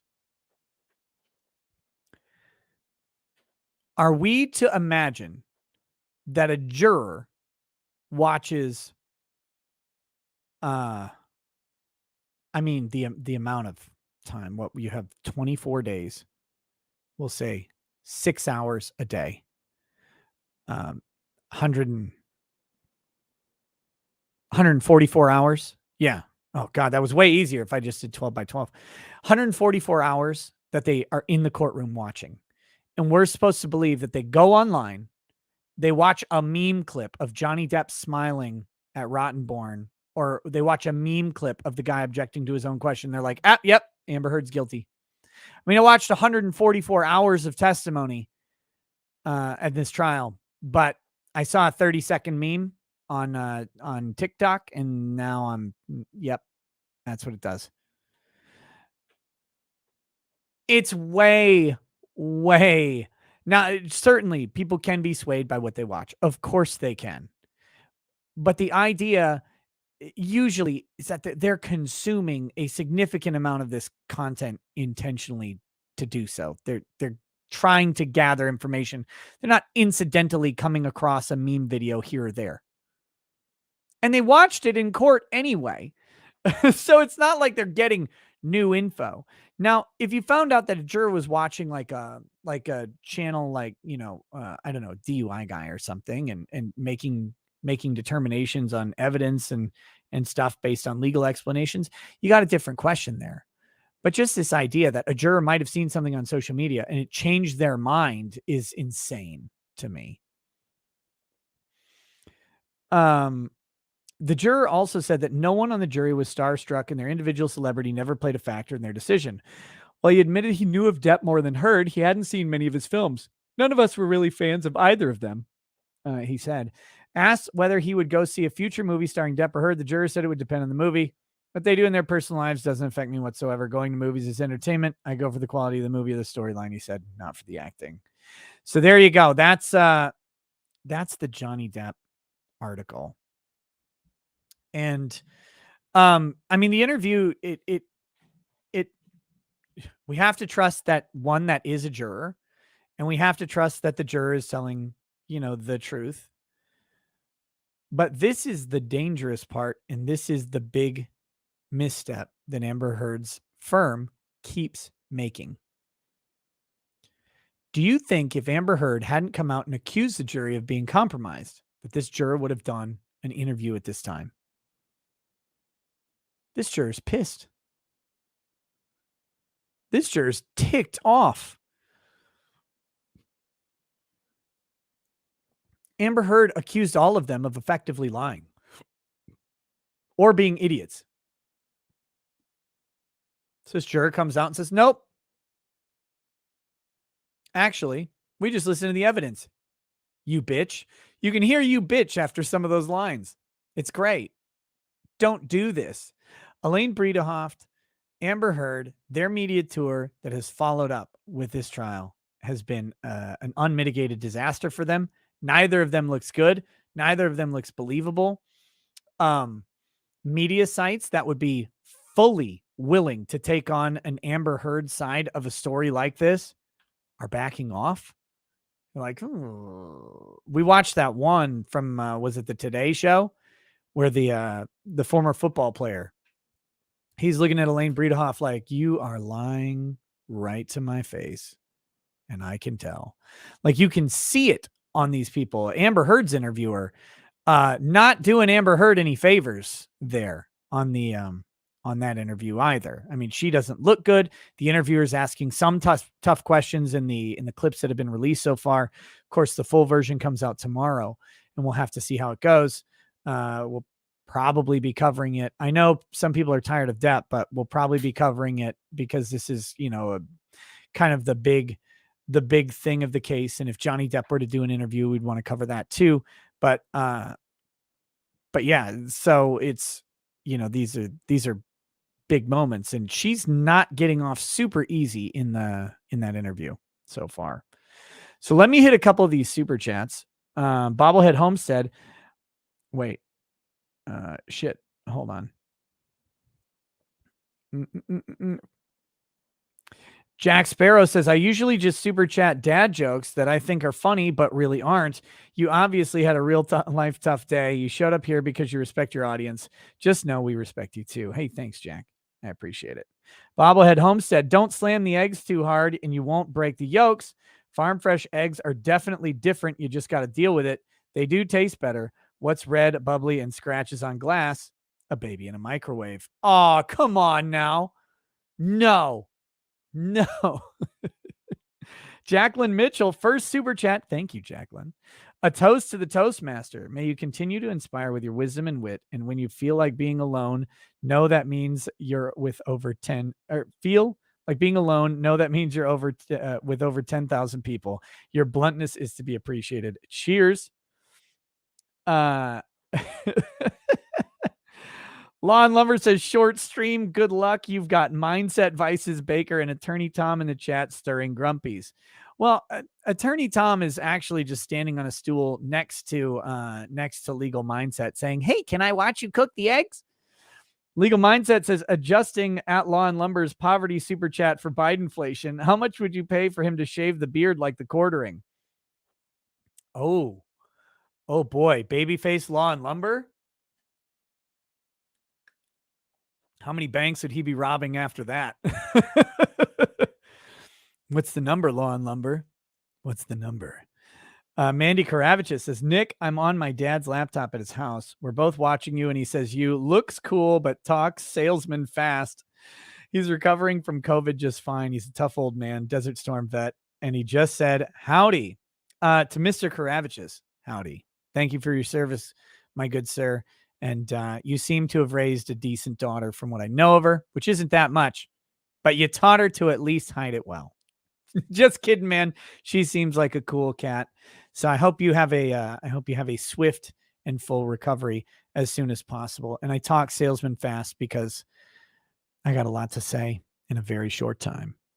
Law and Lumber new haircut, hashtag Pride 2022 poster. Payback is fair play. Oh, anyone about to jump up and say hate or whatever you're going to say, go F yourselves. Friends can joke with each other. And I love the banter. Nick is the OG. I still watch as much as I can. Yeah. That picture of you and Mike will be forever burned into my memory in ultra emphasis on the violet. Oh my gosh. Whoo. That was premium quality times. All right. Okay. I think that's the gist of Johnny Depp. I mean, there's not much more to say. I don't really feel like going through another portion of the interview tonight. We'll wait for the full interview to come out. We'll hit it. We'll see everything that Amber Heard has to say. I don't want to have watched a bunch of parts of the interview. I want to watch the interview. I want to get the full flow of it that they do without as many cuts. Let's talk briefly about Ezra Miller. Ezra Miller is the Flash in the DC movies. Let's go to the publication that probably hates publishing this the most. This is from the Daily Beast. 12-year-old granted order of protection against Ezra Miller. We've got... No, Emily, I may have misspoke there, like a government official. There will be as many cuts, but the cuts might be in the correct order. Because it seemed to me on the day that I was watching that there were cuts that shot to different parts of the interview. And it seemed not within the right chronology of the questioning. I could be wrong on that, but that's how it felt to me. As a seasoned and experienced interview, there were some issues with the flow of how that interview played out on the segment I watched, which was the second segment or the first longer segment. So that's what I mean more about that. But yeah, I'm sure there will be tons cut from the interview, but I think that it might be in a more acceptable chronology. Okay, so here we go. The Daily Beast spoke with the alleged victim, a 12-year-old non-binary child, their mother, and their neighbor, who all described the night the Flash star allegedly menaced them. This is Ezra Miller. I don't know what this sign is, but I can only assume that it's demonic, and holy water and a cross would put this thing to rest really fucking quickly.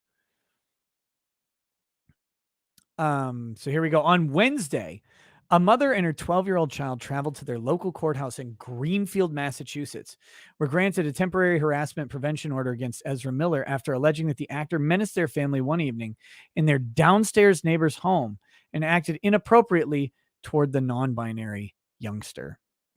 Now, a lot of people will have a lot to say about this. Let me just get rid of a bunch of people in chat right now. Let me just do it flat out. You will never convince me on earth that a 12-year-old is non-binary or that they even understand what that means. And if that pisses you off, this is not the place for you. But if it pisses you off and you're willing to stay, I raise my glass. But you will not convince me that that's a thing that's real. I think that is something that develops a little bit differently.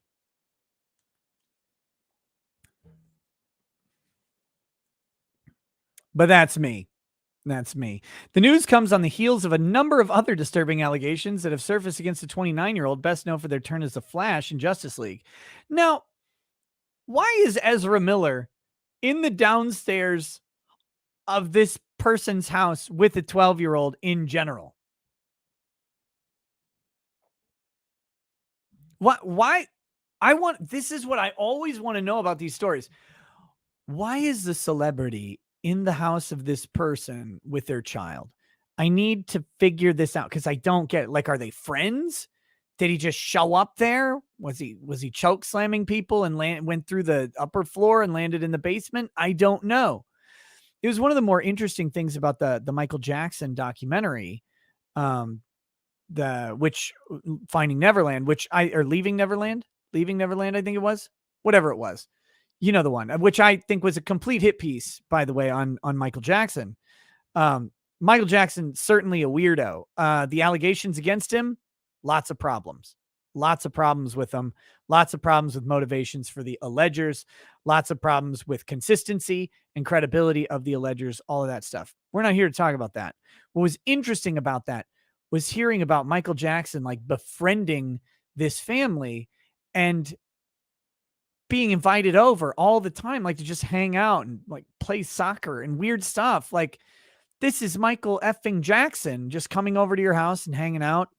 Like, that was strange. It was a weird thing to hear. I mean, I believe it happened, but it was weird. And so you want to know why, but we got some explanations. He became this family friend. He was invited over all the time. And it was like Michael was almost like an adopted kid of this lady for whatever reason. I'm sure she was like, holy shit, Michael Jackson's coming over to my house. So I want to know why Ezra Miller's there, because he's no Michael Jackson. Right? Michael Jackson can make an inmate cry just by showing up. Ezra Miller makes an inmate cry because they're like, oh, it's so pretty. I'm just kidding, but I'm not. Last week, the parents of 18-year-old environmental activist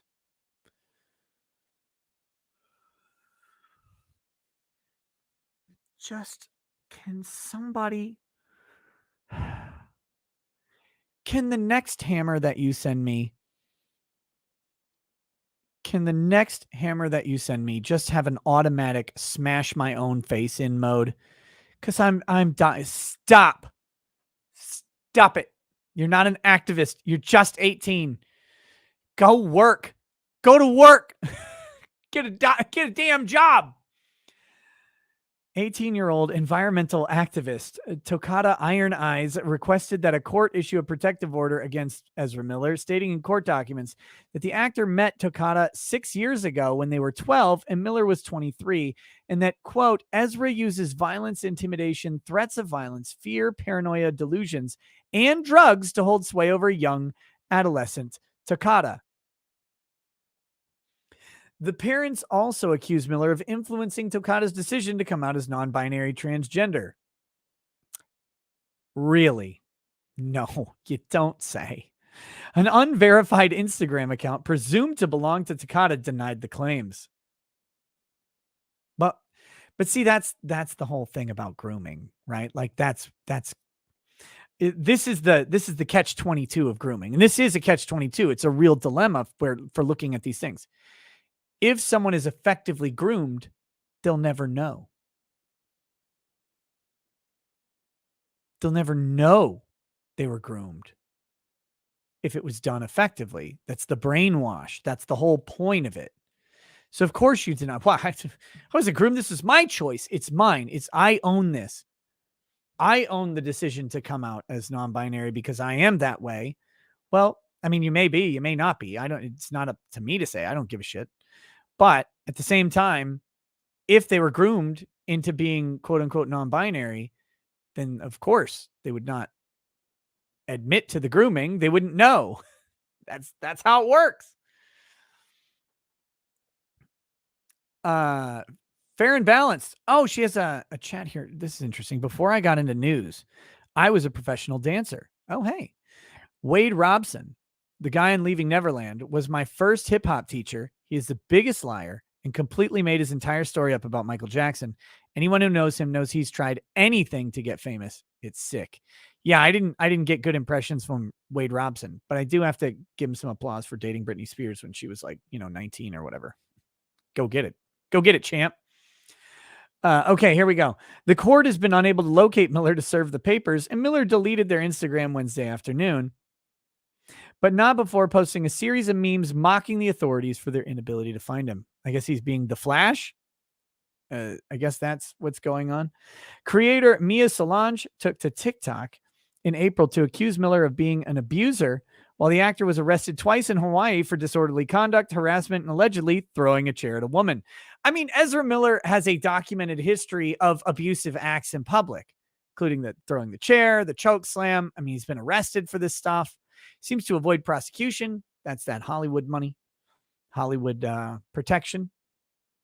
On top of all that, in 2020, a video went viral of Miller attacking a young female fan in Iceland. The local authorities declined to investigate the incident. They didn't want that bullshit. In the Massachusetts case, the Daily Beast reviewed a copy of the protection order signed by the judge and spoke with the 12-year-old accuser, their mother, and another neighbor who was present. The case docket has not been posted on the court's online system, so the official complaint made by the child's mother was not available. The Daily Beast also reviewed contemporaneous text messages sent by the mother and the neighbor, as well as photographs that corroborated parts of their accounts of the nights in question. We're withholding names for privacy reasons on the evening of February 2nd. Here's the story. Let's get storyteller voice in. Here we go. On the evening of February 2nd, the trio contend that Miller was present at the downstairs neighbor's home in Greenfield, which is located about 40 miles from the actor's ranch in Stamford, Vermont. That neighbor is in a band with Whitney Suiters, a musician who is close friends with Miller. So there we go. We've got some story about the connection. Miller was wearing a bulletproof vest, and I had no idea until later that they were armed, recalls the visiting neighbor. Tensions began brewing when the mother says she mentioned doing some traveling recently with her tribe of people, leading Miller to snap at her and accuse her of cultural appropriation. Wait, what? This starts over that? Then a conversation about board games allegedly went sideways when, after Miller claimed that the board game Parcheesi had Rastafarian roots, the visiting neighbor, who is half black, questioned Miller as to which sect of the Rastafari movement it originated from. Ladies and gentlemen, wokeness. Not even once. Not even once. Someone's like, yeah, I was hanging out with my tribe, That's cultural appropriation. Get the fuck out. Get the fuck out of my house. Get out. Let me tell you about the Rastafarian roots of Parcheesi. Get out of my house immediately, you ridiculous degenerate. Get out. Not even once do you allow this shit. At this point, Ezra explodes and started screaming directly into my face, the visiting neighbor tells me.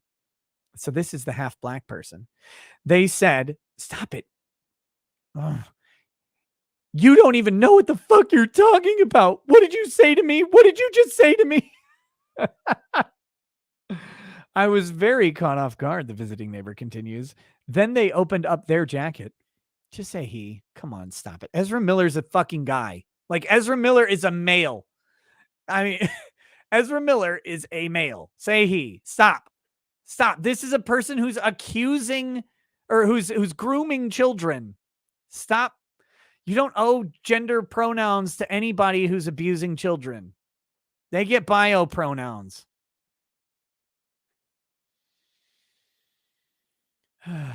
Let's see. He opened up his jacket, and he had this like big Sherpa jacket, and he opened up one side of his jacket. You could see a gun, and he said, talking like that could get you into a really serious situation. Boom. Tort. Civil tort. Sue Ezra Miller into the fucking ground. on that one. That is a common law assault. You do not get to brandish, show, or otherwise present a gun in conjunction with the hint of a threat. May not make it to a criminal threat, but civil threat against Ezra Miller, yeah, sue him.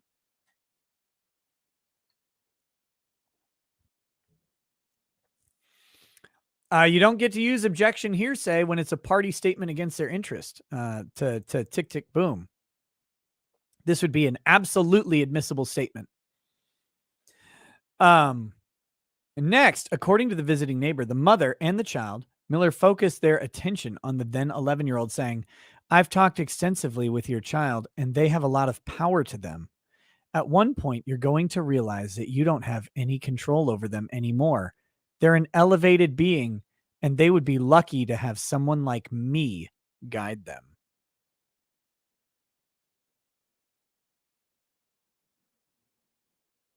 So,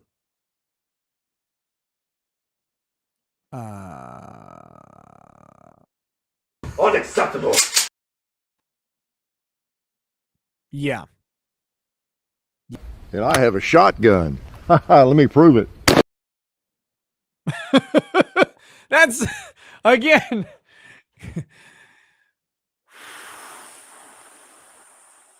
they said Miller proceeded to turn to the mother, who dresses goth, and accused her of being a witch and a vampire, repeatedly yelling at her, "Do you want to drink my blood? Do you?" What the fuck is wrong with this weirdo? Miller then came back to the child and allegedly began pestering them with compliments. At one point, moving their chair closer to them, requesting that they add the actor on Instagram and telling the child to pursue fashion. How is this person still in your house? How is this person still in your house? What? Why is Ezra Miller still there talking to your kid at all? Get out. Suplex.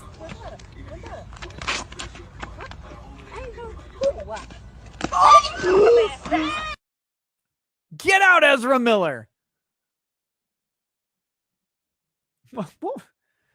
You start talking weird to my kid like that, you show a gun to one of my guests, you're out. You're out. And I saw someone in chat say he had a gun. Me too. Me too. Get out.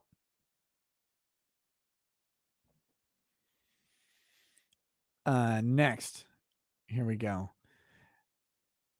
Yeah. At one point, moving their chair closer to them, requesting that they add the actor on Instagram and telling the child to pursue fashion, they automatically were just weirdly drawn to me and kept talking about how he loves my outfit and loves my style, and kept going on and on about how it was great. The child remembers, "It was really uncomfortable. I was really nervous. I was scared to be around him after he'd..." Oh, there it is. The child broke them after he'd yelled at my mother and she was crying. See, the kid knows.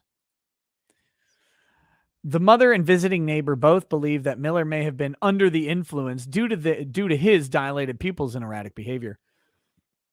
Miller apologized for the outbursts, only to return to pester the family on a number of other occasions, including in late April, in May, and on June 4th, dressed as a cowboy. In April, a cow them, please. For fuck's sake, Daily Beast, you hateful monsters. In April, both the mother and child maintained that Miller made the child uncomfortable by hugging them and pressing his body close to them. During the June visit, the child expressed their interest in horses, and Miller said that they would acquire several horses so that the child could help them care for the herd on their his Vermont farm, which also struck them as inappropriate. You think? "I will buy you a bunch of horses. Just come hang out on my farm. Give Uncle Ezra a hug." Gross. Ever since the Takata Iron Eyes news broke, however, they haven't seen or heard from Ezra Miller since a representative for Miller could not immediately be reached for comment. Yeah, I'm guessing that the representatives for Ezra Miller are running for the fucking hills. trying to avoid the fact that they have anything to do with them at all. But yeah. Yeah. You're up against the wall, and I am the fucking wall. Get rid of Ezra Miller. Get rid of Ezra Miller. I hope you die in prison as well. Fuck off. Nasty pile of garbage, Ezra Miller seems to be. And hopefully the full force of the law will come down upon them.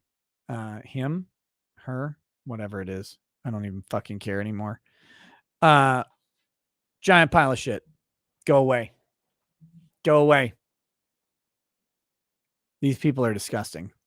People like Ezra Miller. Why you think you done it? Okay, number one, Your Honor. Just look at him.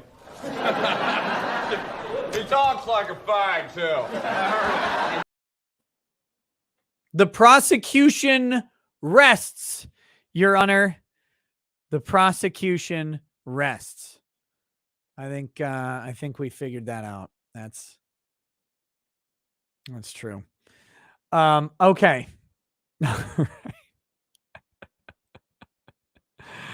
Oh boy. So that's what we got on the Depp Juror and Ezra Miller. I did have a very brief January 6th story. This is interesting. It's one of the few things that did come out of the hearing. What is this?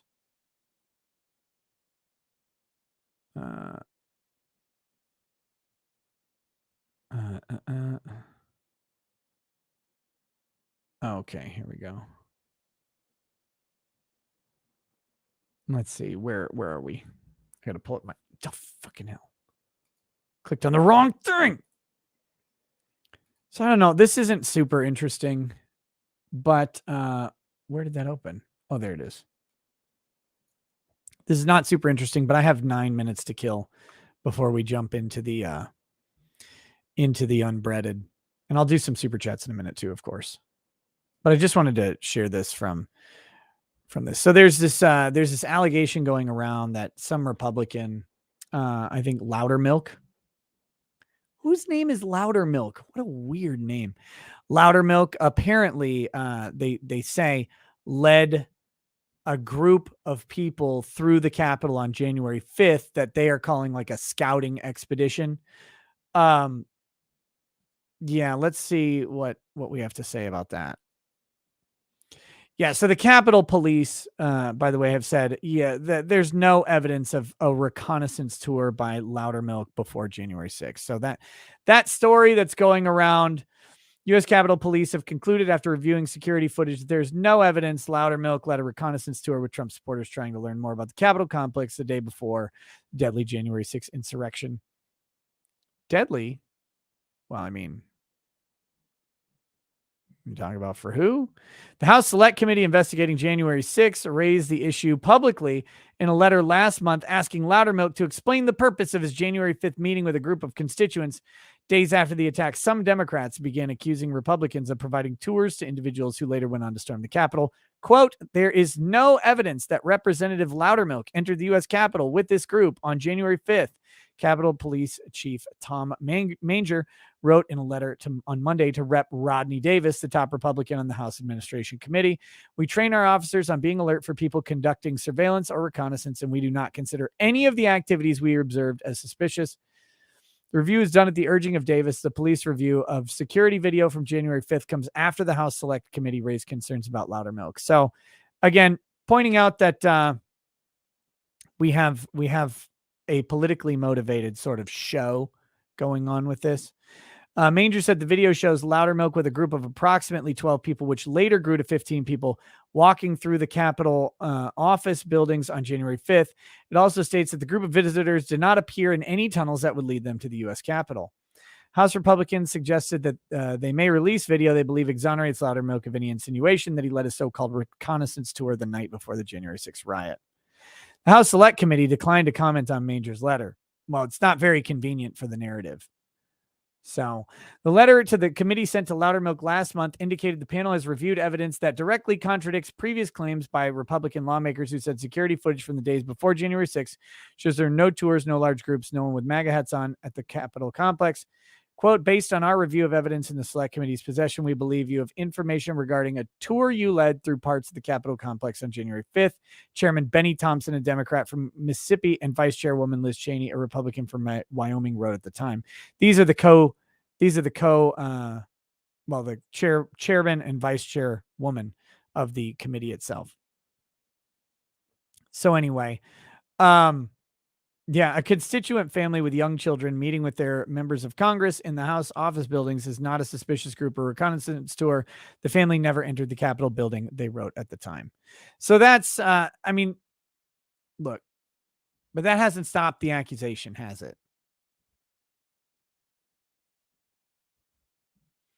That hasn't stopped the accusation.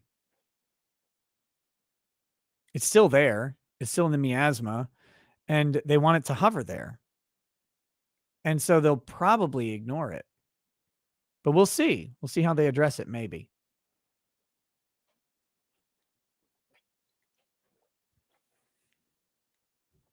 But yeah. Shadowban Warrior, if you want to send me the timestamp, I'm not going to pull it up tonight. But I'll look at it. Is Loudermilk also non-binary? Probably with those big milkers. Look at Barry. Barry Loudermilk. You know you could squeeze some sweet juice out of that guy. Some sweet mama juice out of those milkers. Yeah. That's it. Nothing else. I mean, again, what do you want out of it? The thing's still going. I think they have another hearing. Is it tomorrow or whatever?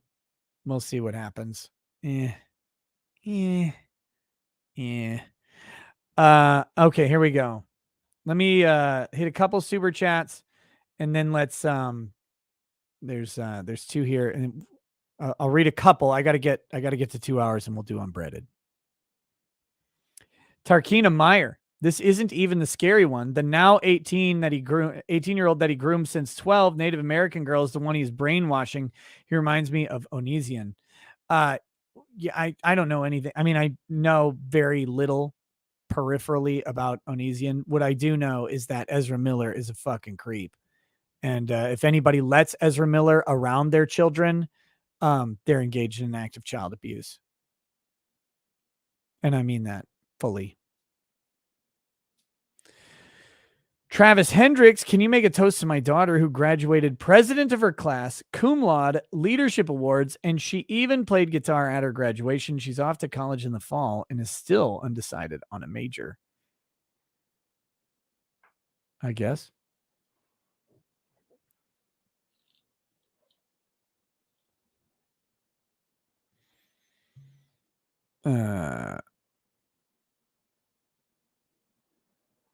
Wardrobe Untermensch. I'll try. I really wish I was not having the days I've been having. I would really like to sit down and answer a bunch of emails. That's a lie. I don't want to sit down and answer a bunch of emails. There's a bunch of emails I need to sit down and answer, and am obliged to do so, and will. I need some fucking time, and time that is not plagued with frustration. How about that? But to Travis Hendricks, to your daughter, graduating with some of the highest honors you can graduate with, being a leader to her classmates and to her community, an inspiration to those around her for sure. As she leaves for college, may she be filled with wisdom and wonder, and let that wisdom and wonder coalesce into a purpose and direction as she finds an educational path and then a career to follow. And may she be blessed in those travels. Cheers to her, good buddy, and congratulations on raising a daughter who achieved very well.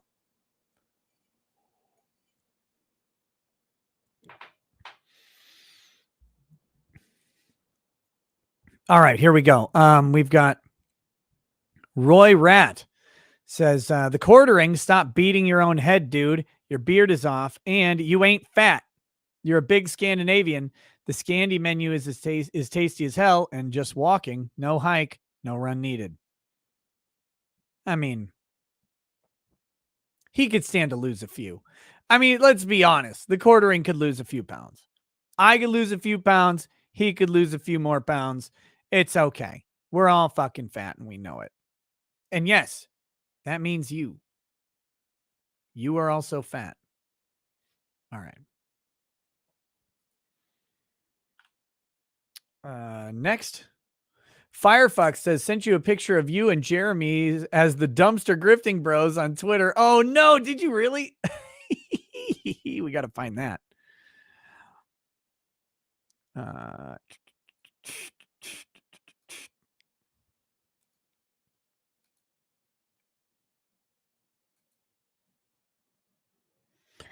Oh boy. Oh, that's good. Ladies, gird your loins. I don't know if you can take all of this energy.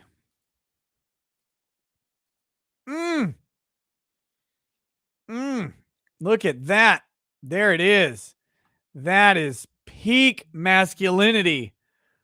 Oh gosh. Do you even know how to handle that? I got to get down here. We got to make it a little bit bigger. Oh yeah. Yeah, there we go. That was for you. That was for the women in the chat. That was, what a gift. Thank you, Firefox. I mean, for the ladies, I don't know how they can even, they probably all fainted. Zalcor07. About that last chat the other night. Thing is, it's entirely up to me, though. It depends on how long I manage to avoid coming across the black SUVs. Okay. Great US. More Branca when possible. That is all. It's hard to get him on a night show because the night shows that I do are really late and his lady goes to bed. And apparently his studio, the sound travels to the bedroom. So we'll see. But if I do, any daytime streams I do, happy to do so. Happy to have him on. I always value his opinion. I think he's hilarious. Okay, what do we got next? Zalcor says, oh, not entirely. It's not entirely up to me, though. Says Price 92, Recato Law, the economy and the culture is too good right now. As retirement savings due to the stock market collapse lost $3 trillion. Baby formula is in a shortage, and now tampons are out of stock. Woke ladies, you voted for them, better stock up. I mean, I love the apologetics coming from the current administration about the performance of the economy right now. It's because it's like, dude, like it is not good. It's not good at all. Things are going to shit. But it's weird, like how some stuff isn't, and how some things still continue to thrive. It's like I think there's like a dual economy. I think that's what we have, which isn't good either.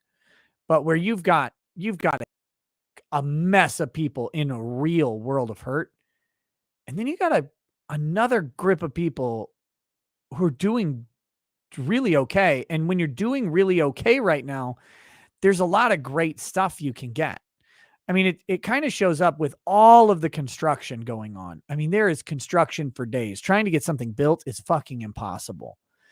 Same thing with like large appliances, large furniture, TVs. Like this stuff is still selling like crazy, even though it's expensive goods, but they're durable goods. And that durable purchases are the signs of an economy that is concerned about short-term reality.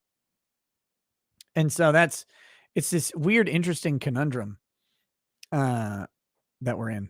All right, what are we talking about? We're talking about the economy now. You know the show is taking a turn. We're talking. I'm ready. Oh shit! I forgot to put the hat on.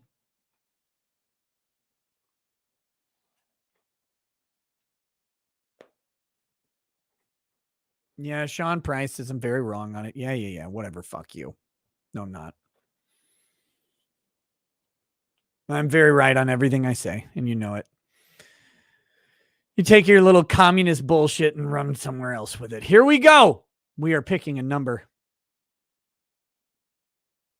We are picking number 723. I love the late pages. I love the late pages.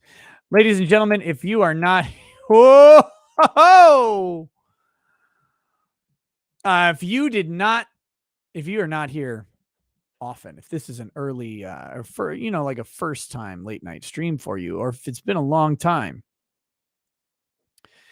I'm about to introduce you to a whole new world of unbreaded reality.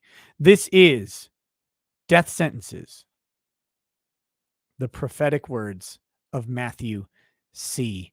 Harris, PhD from Duke University in philosophy, and also a Black UCLA professor of philosophy, formerly, now probably wrongfully imprisoned for making terroristic threats of murdering his colleagues and then trying to buy a gun to do it. His trial will be coming up soon. But one last thing before we fully do this, I got to point something out real quick. This is much important. Much important. Let me tell you about this guy. This is Lucas Gerhard, a conservative student hit with terror charges for posting a picture of his AR-15 on social media, set to stand trial next month. This is Lucas Gerhard. This is the picture he posted on Snapchat. Said, taking this bad boy up, this ought to make the snowflakes melt. I mean snowflakes as in snow. That was his tweet. This tweet has put this kid under arrest, 21 years old, under arrest for 2 years awaiting trial for a felony. A felony. He is charged with threatening to murder his classmates. I can tell you with full-on reliability that this statement and this picture are not in any way an actionable threat, and this is a perfectly protected First Amendment exercise. However, he has been charged by a shit prosecutor who needs to get fucking stomped in court, and the case has been exacerbated and refused to be dismissed by a piece of shit judge and a piece of shit appeals judge, appellate panel in the state of Michigan. Fuck all of these people. They should all be removed from office. They should have their law licenses removed, in my opinion. Fuck them very hard. They are garbage. The Pope of law has spoken. So he will be going to trial. Let's see. This is the fat piece of shit that reported the... Let's get me out of the frame so we can see it. This is a fat piece of shit that reported his tweet or his Snapchat, which, by the way, was not sent to her. This thing did not receive his Snapchat. This thing has been trying to ruin his life for over a year prior to that Snapchat, and he did not communicate with this on Snapchat. He sent it to a list of his friends. She saw it on one of those friends' phones and then called the police and said that she was threatened by it. But by the way, this is her post, gotta stay strapped or get clapped, where she's holding a gun, wielding it, talking about you have to wield and brandish a gun with you. This is okay, according to her, but his picture was a terroristic threat that merited felony charges and prison. Gross. He faces 20 years in prison. I mean, he wouldn't get 20 years in prison, but he faces a significant prison sentence. He was forced to spend 83 days in jail, denied bail. 83 days of no bail. Bail, by the way, is a human fucking right. It is a right that we recognize. He was denied bail for 83 days and then eventually released on a bond of $250,000.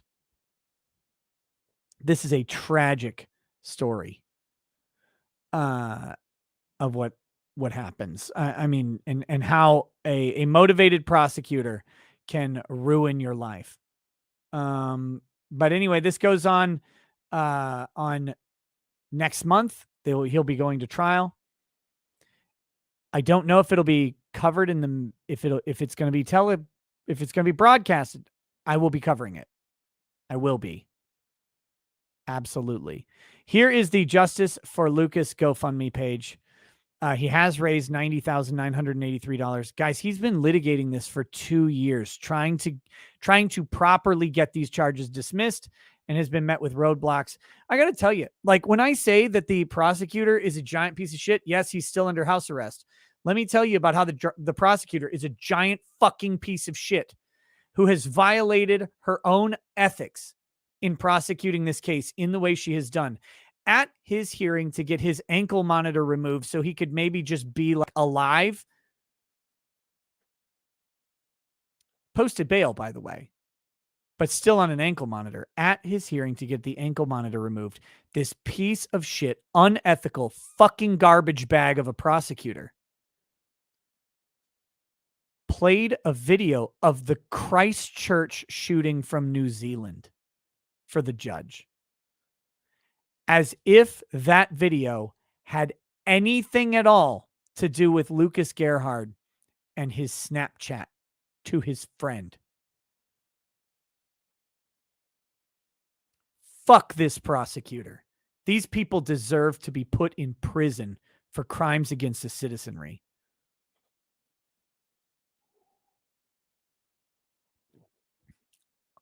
I hate these people. So anyway, Lucas was arrested when he was 20, I think, 19 or 20. He's now, I believe, over 21. Imagine you're 20 years old and 2 years of your life is taken away, and you're paraded by a motivated political monster, a district attorney in Michigan. You're paraded out as they are stopping the next school shooter, because that's what they're saying. That's the thing that they're saying. They're saying that Lucas was going to take that gun up to his college and murder people. That's the claim. That's what this prosecutor has done to this guy. And it's all bullshit based on this fat piece of garbage being mad that, guess what? You know why this thing hates Lucas? You know why? You want to know? I'll tell you. This is all documented, by the way. I've gone through all of this, the evidence of this on streams in the past. Let me just give you the summary. This thing hates Lucas because in college now you have to do these forced discussion questions where you have to go on the class board, like forum board, and the teacher asks a question and you have to answer the question. Like, you have to post an answer as part of the assignment. The question was, should women be in law enforcement? Or something to that effect. Lucas's answer to that was, women can be in law enforcement, but they must pass the same physical standards examinations as men, and the standards should not be changed. That's his answer. That is an extremely uncontroversial answer. But this thing decided that that was such a vile position to take that she would proceed to hound him and get him canceled from programs that he is in. By the way, he was like a junior police officer program because he wanted to go into law enforcement. His dad's a retired colonel or lieutenant colonel, I think colonel, from the U.S. Marine Corps. This guy, Lucas, values service, values, law enforcement, probably not as much anymore, but he was in like a cadet program and trying to, she got him canceled out of that. And then this shit where she doesn't even receive the message. It's not sent to her. It's not intended to be sent to her. It's not intended in any way. And it's obvious obviously not intended to convey a threat. But she says, oh, I'm threatened. And he has to fucking sit and rot.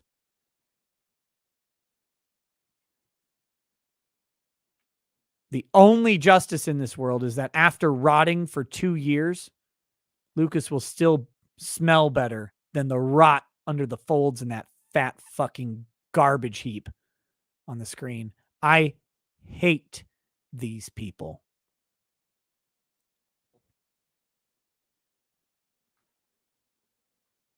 They're disgusting to me. Anyway, now it's time for our daily unbreaded.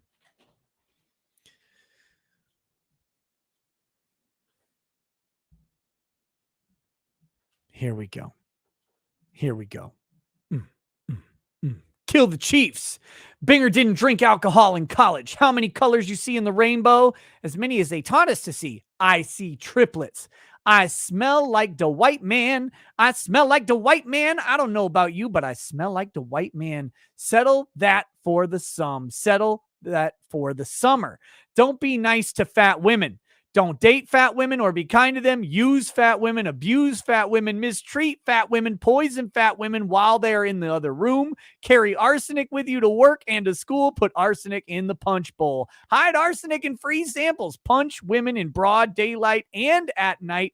If you see a woman alone on the subway, punch her till her skull rattles like a marching band. There is no future, only death. Don't promote tolerance. Diversity at colleges is worthless. Close all affirmative action programs. Stop acting like Binger making advances. You're losing yourself, Binger. You're dying and becoming soft, Binger. Stop wearing suits. Stop looking forward to checks. Stop being a humble servant. Stop acting like a smart Binger becomes a woman and calls it a trade. That's why they call it a trade. You cut off your balls and they let yo stay in the good house. Binger, now you live in the boss's quarters because you castrated. When you have a visitor, don't act like you are honored to have a guest. Stop acting like progress is anything but you losing your masculinity and them treating you like shit while you suffer.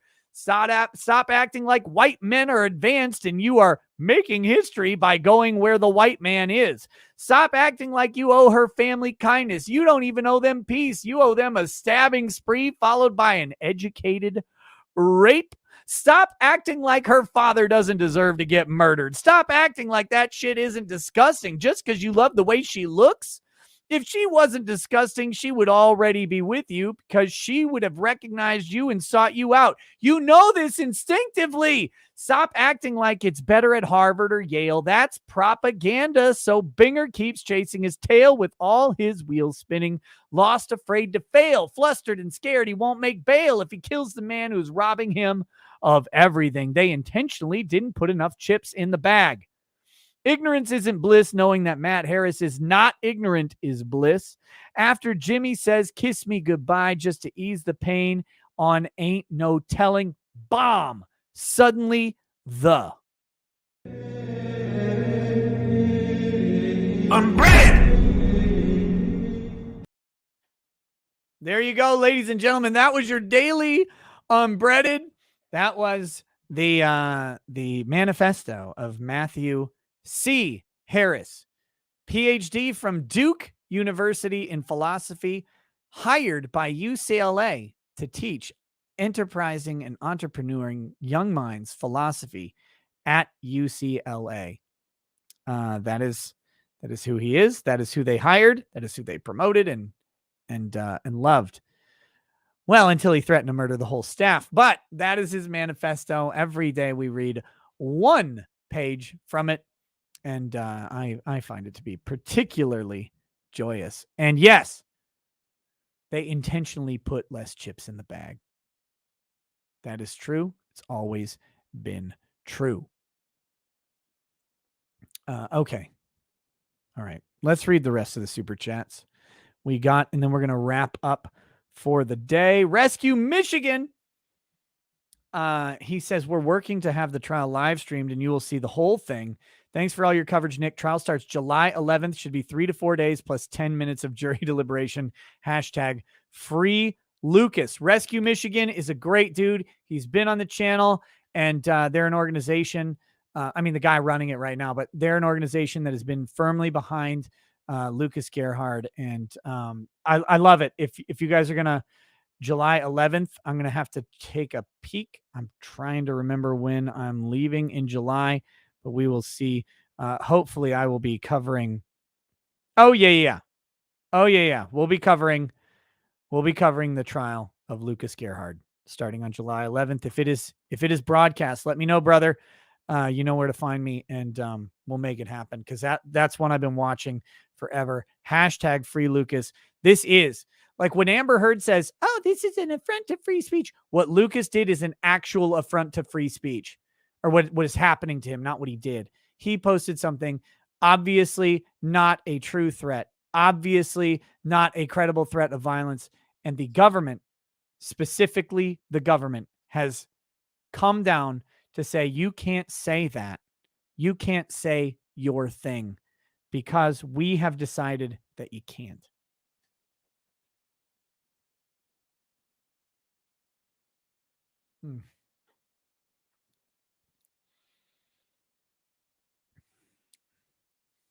But yes, if you want to watch a trial, that one is critically important. Criminal trial, and it directly implicates First Amendment ideas. And we will see how a Michigan jury deals with it. Next, Mike Hoyer. Why is Lucas on house arrest without a trial? I don't understand. Doesn't that violate due process? Well, here's the thing. For the first 83 days, that should have violated all of his rights immediately, him being held without bail. Crazy town. Then he was on the house arrest after that, which was an improvement, obviously, from being in the county lockup. But he was on house arrest pending trial. Now, there have been several appeals made that have delayed things. COVID delayed things. It's a lot of bad circumstance that has gone on, but there's been no rush by the prosecution to deal with this issue. Because the only appropriate, let me be very fucking clear on this. The only appropriate response by the prosecution in regards to Lucas Gerhard is to drop the charges, and anything else is tyranny, and fuck them.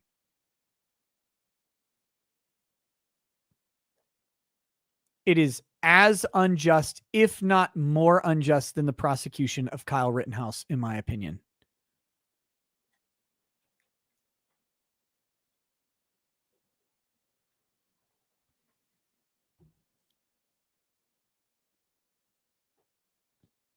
So that's my personal opinion on it. And we will be covering it. So and by the way, for everybody, let me just do this in advance. If you haven't figured out, I am highly biased in favor of Lucas Gerhard, in favor of criminal defense, and in favor of justice on this particular issue, 100%. So if you come here wanting me to, I will point out good things and bad things that both sides do. I will give you my honest takes, as I always do. If you didn't notice, I'm biased on every trial that I cover, because we're all biased. But I will be honest with you and upfront with you about my biases every single time. My bias on this one is in favor of Lucas. If I were his attorney, I would want to smash the district attorney's face in with a fucking sledgehammer. I hate when the government tries to stamp down on free speech with bullshit criminal charges.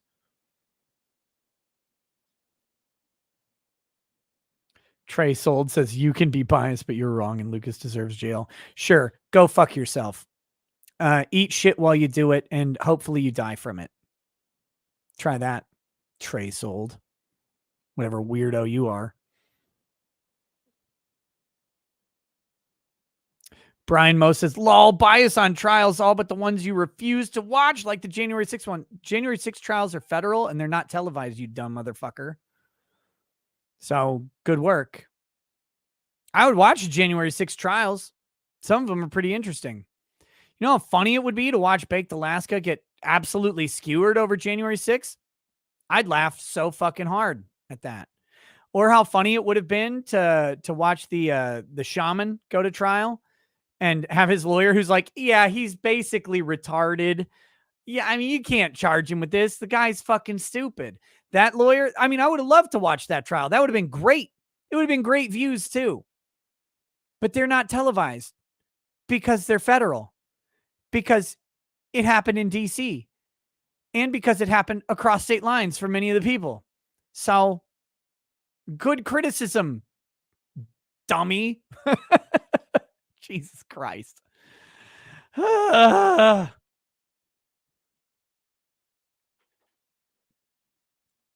And by the way, I already told you my bias is on the January 6th stuff.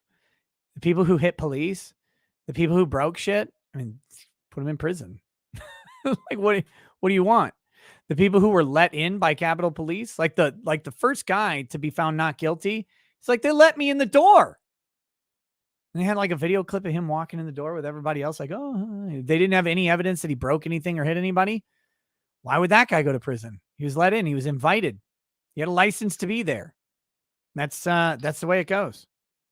But sure, Brian, talk about my biases on January 6th more. It'll be funny when you go and actually look at anything I've ever said about it. William TM, my wife of 1 month, loved your take on Rittenhouse when we were dating, and more recently enjoyed your Depp coverage. You provided fun for my home. To that, I thank you, especially as a Kenosha descendant and a fellow Midwesterner. Farewell. Hey, farewell to you, William TM. But when you say farewell, don't be a stranger. Don't be leaving. And make sure your wife watches all of my drunken talks about how women can make their men even happier. Heffelfinger says hashtag groomer gang in the house. Mario Kart 13 quartering looks like a gay Ethan Ralph. I see it. I see it a little bit. My dick's erect. Thanks for the entertainment during the Depp trial. Hey, thank you. Thank you, my dick's erect. Music and Fiction says, oh my God, Jeremy looks like Meathead from All in the Family. When's he going to tell Archie to stiffle oil? I didn't watch All in the Family, but I did watch Aqua Teen Hunger Force, and he also looks like Meatwad. Tara Rayner, too many wobbly pops in, and you forgot my Facebook DM meme and clip that is hilarious and shared by your favorite Canadian. Now will you do it because I deserve the attention and demand it? I mean, which one? Which one, Tara?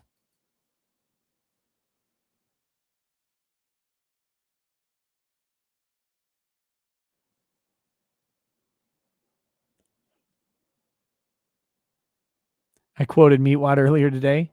Do what now? Facebook DM meme and clip that is hilarious. Which?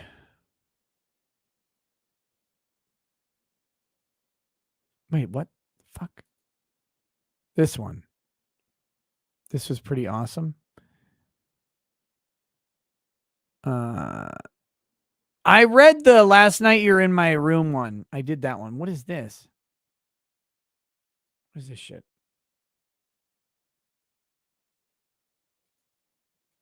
All right, this is a clip from Elaine Bredehoff. We'll take a peek at it real quick.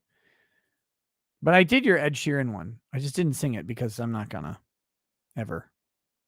Here we go. Here's Elaine Bredehoff. Let's take a look at what this says. I haven't watched this. Johnny Depp. I think the celebrity status, but she's a celebrity too. And Oh.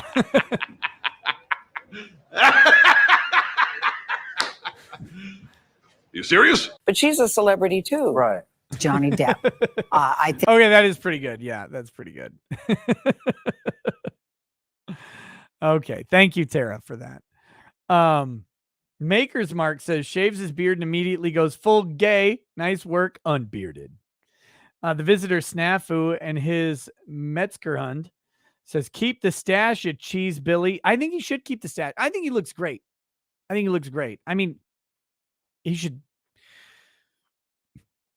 tame the mullet and go to a monster truck rally for sure. But other than that, he looks good.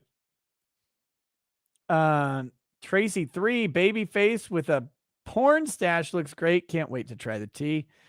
Oni Shapai says, holy crap, Jeremy has an actual chin and not 3. Chester Moore, haha, it's the bloated undead corpse 1970s era Wade Boggs, worth every penny. Wade Boggs. Wick Dipper, been lurking since before whiskey drinking lawyer hit. Lefty Lights boss told me I had to give you money for some reason, so here's my first ever super chat. Wick Dipper, that's not your first ever super chat. I'm 99% sure I can prove that you've sent a super chat in the past. But if it is, thank you. M169 says, got called a bigot by Popcorn Planet because I called Ezra a gay man and said, don't secede language. I'm happy you're here. Thanks and love from a gal in Ohio. Well, you will never be called a bigot on my stream unless you ask. Real nice.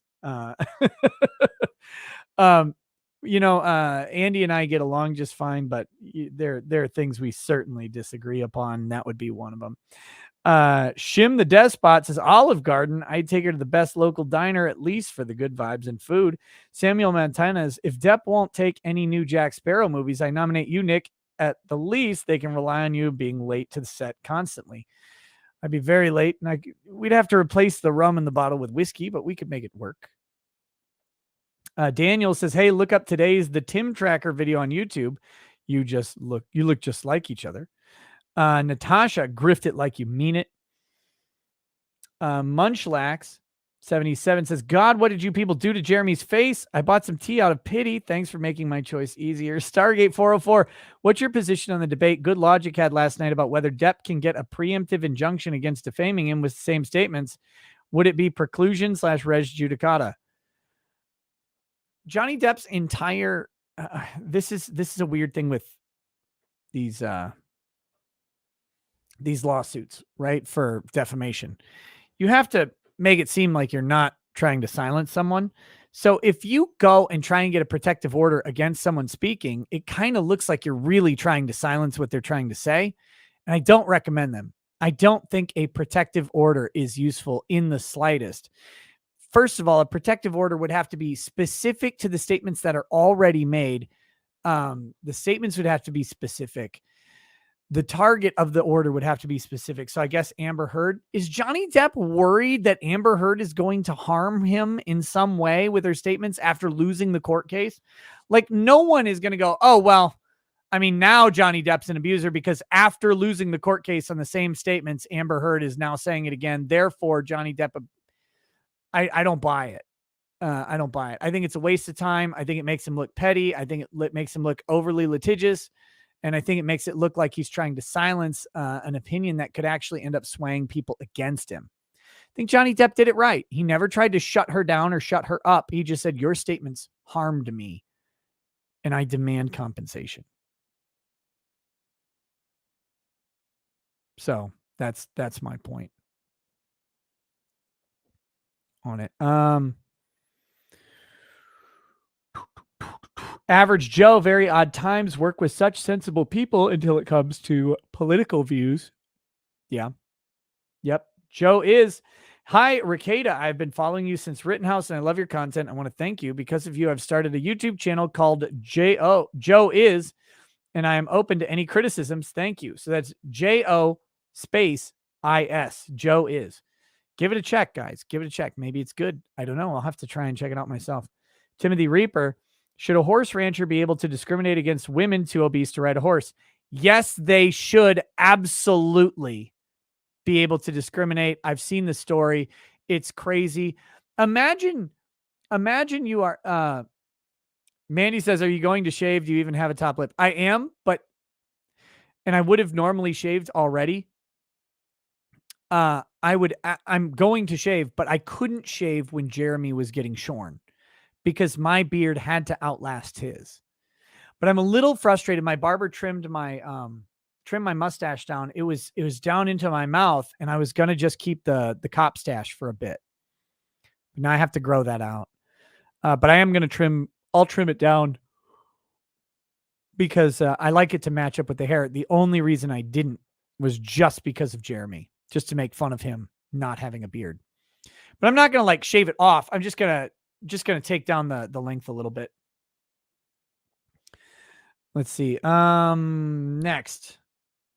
But yes, a horse rancher should always be able to discriminate against anybody too obese to ride a horse because that's your fucking animal. They're your business.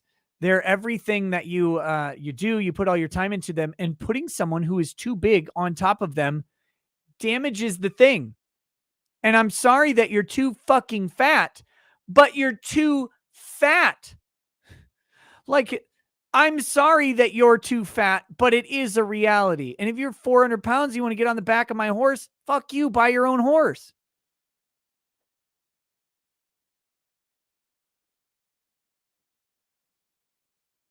Show us your pimple. It's a mole. It's right here. It's been there forever. It doesn't go away. But I will go downtown, use my quarter to pay a rat to gnaw that thing off my face. Okay, Sheila. Oh, damn. The Peanut Gallery says, my first super chat to you, Toucan Sam. Follow your nose. All hail the Pope of Griftianity. Grift on, my wayward son. Thank you. Thank you. Sheila B. I don't have bunches of money. Well, you shouldn't. If you don't have bunches of money, don't give me any, please. Here's a little of mine to you. Thank you. To thank you for entertainment. You and your friends have taught me a lot about how court cases work. Looking forward to whatever case you covered next. Well, it looks like the next one I'll be covering is Lucas Gerhard on the 11th of July. I don't think there's going to be any intervening case before then. But thank you. Thank you very much. I appreciate that. Someone sent a super chat the other day, and they left a comment because it was on my grift stream. Where I didn't read any comments or any super chats below $20 because it was a grift stream. It was a joke. It was part of the meme. And they said that they sent $5 and they didn't have a lot and it really meant something to them. And I just want to say this, please never, ever send me money if you are in a financial pickle of any kind. Please don't. Like, I will be okay. Make sure that you're able to put food on your table, heat your house, cool your house, drive to work. Don't worry about me. I will be okay. So I just want to make that statement because I hate seeing messages like that because it's like, oh, you didn't appreciate my $5. I really do. I really do. But I wish if you need, I appreciate your $5, but if you need me to appreciate your $5, you probably need to hold on to it more than I will need it. I'm thoroughly and wonderfully blessed, but I know that I do appreciate every single chat that comes in. Alfarius, Cabal prevails. Uzalu shall email you soon. He's a political commentator on YouTube just to help with context. Okay, cool. I mean, I don't know anything about him. But I'll talk to him, look him up, see if we can put together a show. We put together a show. Oh, shit. Law and Lumber also, I missed this one. He said, holy effing haircut. Love it, man. Looking sharp. Hey, thank you. Some people appreciate a clean fade. Others of you are just racist against whites. And that's not on me. That's on you. Okay, that's on you. Savvy D, did you shave the sides before or after Jeremy's show? I didn't notice. Yesterday. Yesterday I did. Inexorable word nerd. Good stuff. I have a vast weapon collection too. Hey dude, Ed Greenwood was awarded Aurora Hall of Fame. I know you like his work. Thought I'd shout it out. I gotta get back to talking to Ed Greenwood. I want to have him on the show. There's just been so much crazy stuff lately. I want to have a nice, chill conversation with them. Sharon Young, Saturday is 1 year since my mom died. Please toast my dad with something non-alcoholic in her memory in his honor as he rebuilds a life without her. Sharon Young, good thing you said that. I'm not drinking any more alcohol tonight. All of this was sent very early to Sharon Young's father, who has lost his companion, his rock, his anchor to life, his anchor to the world, and his anchor to relations with other people. As he rebuilds, may he be blessed with her memories, blessed with the warmth of her lingering presence.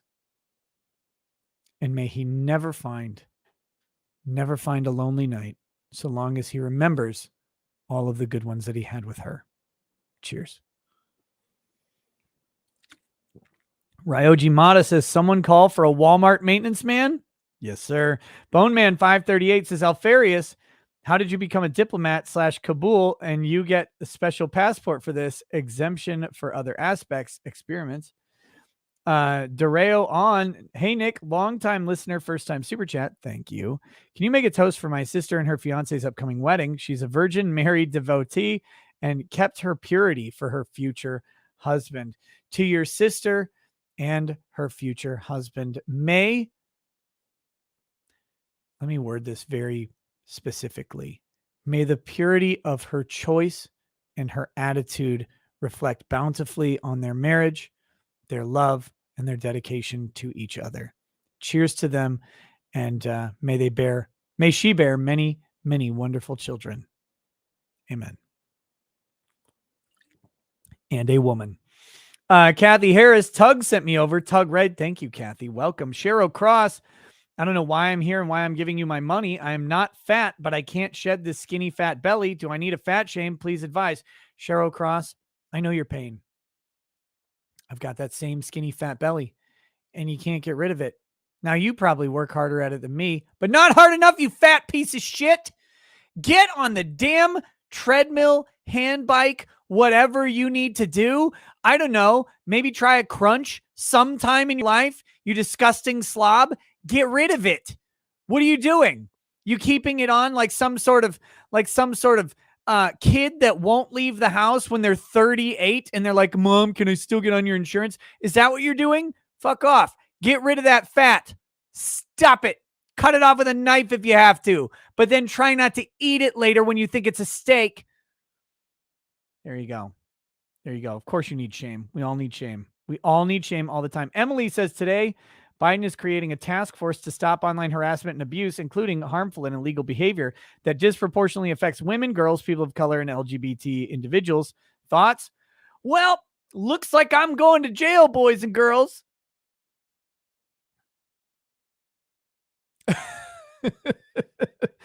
I haven't read about it, but if that's what it covers, oh fuck, I'm toast. Brianna 25, did I miss your stream with EDB about prior restraint?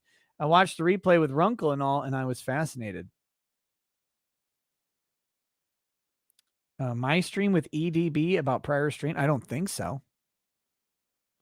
Who's EDB? Oh, Emily D. Baker. Emily Baker. I don't know. I mean, I can't remember the last subject we talked about when I was on Emily's show. Maybe we talked about prior restraint. It would make sense. Emily's a former prosecutor. I'm a criminal defense attorney, or was. I guess I still am, but not really practicing criminal defense attorney. So, maybe that's what we talked about. I just don't remember. But I love streaming with Emily. She's great. We have good conversations. Ray K, you've got the best name for limericks. There once was a man named Nick. Yeah. There once was a man named Nick who was burdened with a very large memory. Timothy Reaper in Depp voice. I'm Dr. Roxo, the rock and roll clown, and I do cocaine.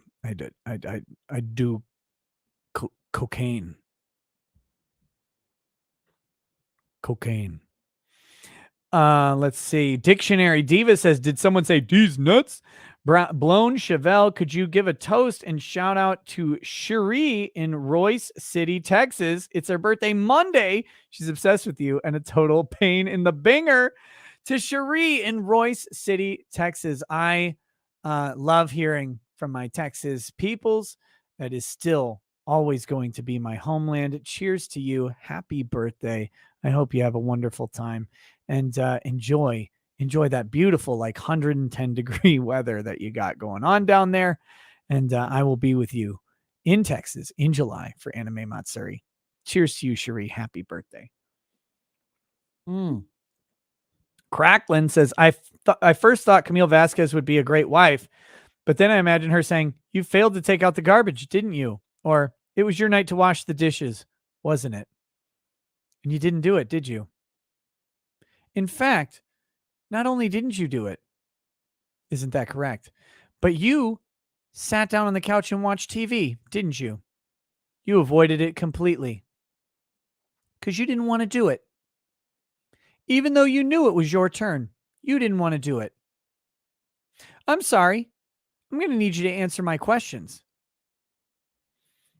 No, don't ever marry a lawyer lady. I mean, sorry, lawyer ladies out there, but don't ever do it. Oh my God, you will hate your life. It's worse than marrying a psychologist. Emily says, Heard released her therapist's notes today that claimed the first abuse was before they started dating. Is this the Twilight Zone? Oh, that'll be great. I'll have to look for that. That'll be fantastic.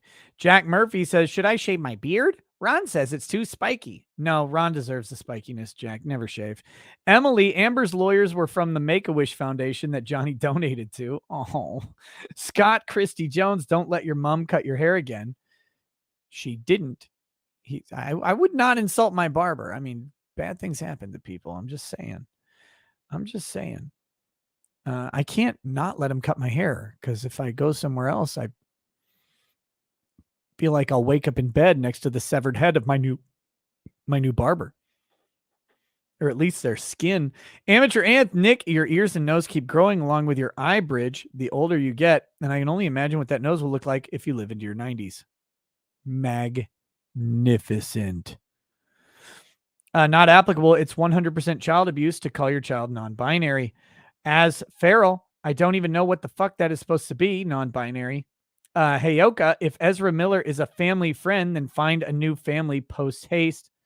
Mandy Karavichus, my dad is surprised you respond to folks, and he laughed at what you just said and farted very loud. I think I need to be tested for COVID now. Oh, no. Congiant. No can do. A hammer with self-face smashing function would ruin that grifting schnoz, and we can't have that. Damn. Saracen's Dayfriend has a three-parter here. He says, Ezra has come from the future to become the Flash. In his journey to culturally appropriate the Speed Force, he opened up the non-binary Speed Force and transcended humanity to gain superpowers. The duality Flash is framing him. We all need to protect Ezra. Also, I love you, Nick. Thank you for all you do. I hope you have better days. You brought a lot of joy into my life. You should always rest your cup so it's never empty. Oh, thanks. No, it's everything will be fine. My life has taught me that all things will resolve for good. And I will chalk that up to God. Other people can chalk it up to whatever. But sometimes you got to wade through the shit to get to the shore. Heyoka says you need the emotional damage meme, Rack. It's Axel Gazara, Axel, whatever. Exrara says, I've been watching you for a long time now and happy to announce that I'll be studying a Juris Doctor degree next month. I know it'll be tough. Not as tough as you think. It's just a lot of work. Go get it, brother or sister. I think brother. Go get it, man. You can do it. Andrew Wahoo says Ezra Miller is a parasite, and it stands to reason that the fastest man on earth can't please a woman. The Law Patrol says, what software to use for the clips and video overlay, etc. I'm trying to add a bit of production value. I'm using StreamYard, which is, you can do it for free. I pay for it to remove the watermark and do 1080 broadcasts and a whole bunch of extra stuff. StreamYard.com. I kind of hate it. There's other ones out there like Riverside that I'm looking at.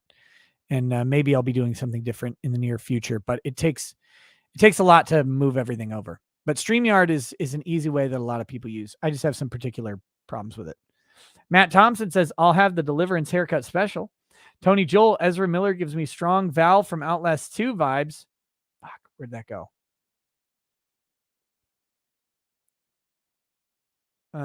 Side note, another character from that game, which is also a rapist, is named Father Louder Milch. Crazy. Jay Fretless, really enjoy your content and streams. Inspire me to start my own channel. Stuck on 346 subs, though. Kind of depressing. Keep an eye out for Wild Turkey Rare Breed Rye. Will not disappoint. I've had it. It's not bad at all. Very good. Okay, Jay Fretless though. Good luck, brother. Building a channel is tough, man. Hardest thing in the world is to get anybody to watch it. Anger on the Red Angel looked up that Iron Eyes chick, Greta style activist. Daddy's a Dem politician. They live on a res where boomsticks are illegal under Indian law. Yeah, they're also friends with Ezra Miller. None of that's a surprise. Let's see. Solarial X. Do you know who Hotep Jesus is? He'd be a great person to get on sometime. I'm mildly familiar with Hotep Jesus. Did he go to he was like gonna go to CPAC, I think, and then got canceled from CPAC, which made me want to axe the fucking planet, even though I wasn't like super familiar with him. But if that's what I'm remembering, that was a couple years back, CPAC 2020 or 2021, 2021, I think. Like that pissed me off so much if that was him. But yeah, I mean, I would talk to him from what I know. Let's see. Spooky Pen. Hey, Nick, God bless. Hope you feel better. We'll send down good vibes from Fargo. # garbage day. Hey, thanks, Spooky Pen. Emily, pandemic plus war plus some resources aren't tangible, websites and tech, but physical goods are backed the fuck up. Dude, they are backed up like crazy. Next, JD Young. The nice thing about being a sad sack single dude is I can go to sleep each night listening to your scatological ranting and nobody objects. Good night. Mandy Karavich says, Dad asked why you say Binger. I told him he's on YouTube, Dad, and he slapped his arm. He laughed at me and you. Yeah. Your dad sounds like a funny dude. But yep, we're on YouTube, and YouTube has problems with certain words. And unfortunately, so do a bunch of other people. There's no context or nuance anymore to anything. The word itself is given power, which I think is ridiculous, but that's the way of the world that we're in. Pothead Investor says Ethan Klein should be arrested for actually making a threat. Noobnut08, thoughts on the Chris Chan jail letters. He's both blaming Barb and saying I was talking big for the internet. I mean, that's what you got to say. You cannot announce, like, you cannot admit to intentionally having non-consensual sex with your weird borderline comatose mother. I mean, that's disgusting. And if he admits to it, he's gone and he probably should be gone forever anyway. But talking big for the internet, that does not seem like what was going on at all. But yeah, that's the defense strategy you would use. Joe K, acceptable pronouns for Ezra Miller was/were. Murphy's Pool. Jack Murphy live streamed earlier and that turd topped out at about 9 viewers. Just sad. He was on with Ian Crossman, I think, from Tim Pool. And I am very strongly thinking about watching it on a stream sometime soon, because it's got to be funny. William TM, how should someone new to whiskey try whiskey? Oh boy. There's a 4-step process. I'm not going to talk about it right now because it's late and I don't want to drink any more whiskey. I talked about it on my Locals live stream, which you can find posted on my Locals page yesterday. I did a Locals live stream, but anybody can go watch it. You don't have to sign up, or I think you have to sign up to Locals, but you don't have to pay anything. So that's recadalaw.locals.com. The link is also in the description if you want it. But my Locals page is free to follow if you want to participate, and join the community. It's $5. But just following it for free, you can watch live streams. You can also get an announcement, a notification every time I'm going live, because I post them on Locals, and they just send out notifications. So I did it's a 4-step process for drinking liquor. You can find it on that live stream. Otherwise, I'm going to do just an exclusive Locals video for that really soon. Just kind of, it's really how you get into drinking whiskey without it tasting like absolute trash. If you're kind of a whiskey virgin, but I'll do it over there. Martin Pine, nice fade, Nick. Thank you. Ezra Miller, the one that doesn't look quite right as children play, only to go on and cement the assumption. Yep. He should also look correctly on the wall. Pablo says, donate $100 to Lucas. Keep the unbreaded truth. Austin Winter, highly recommend looking into Bungie DMCA lawsuit. I'll have to check. Random Eskimo says, at one time I weighed over 700 pounds.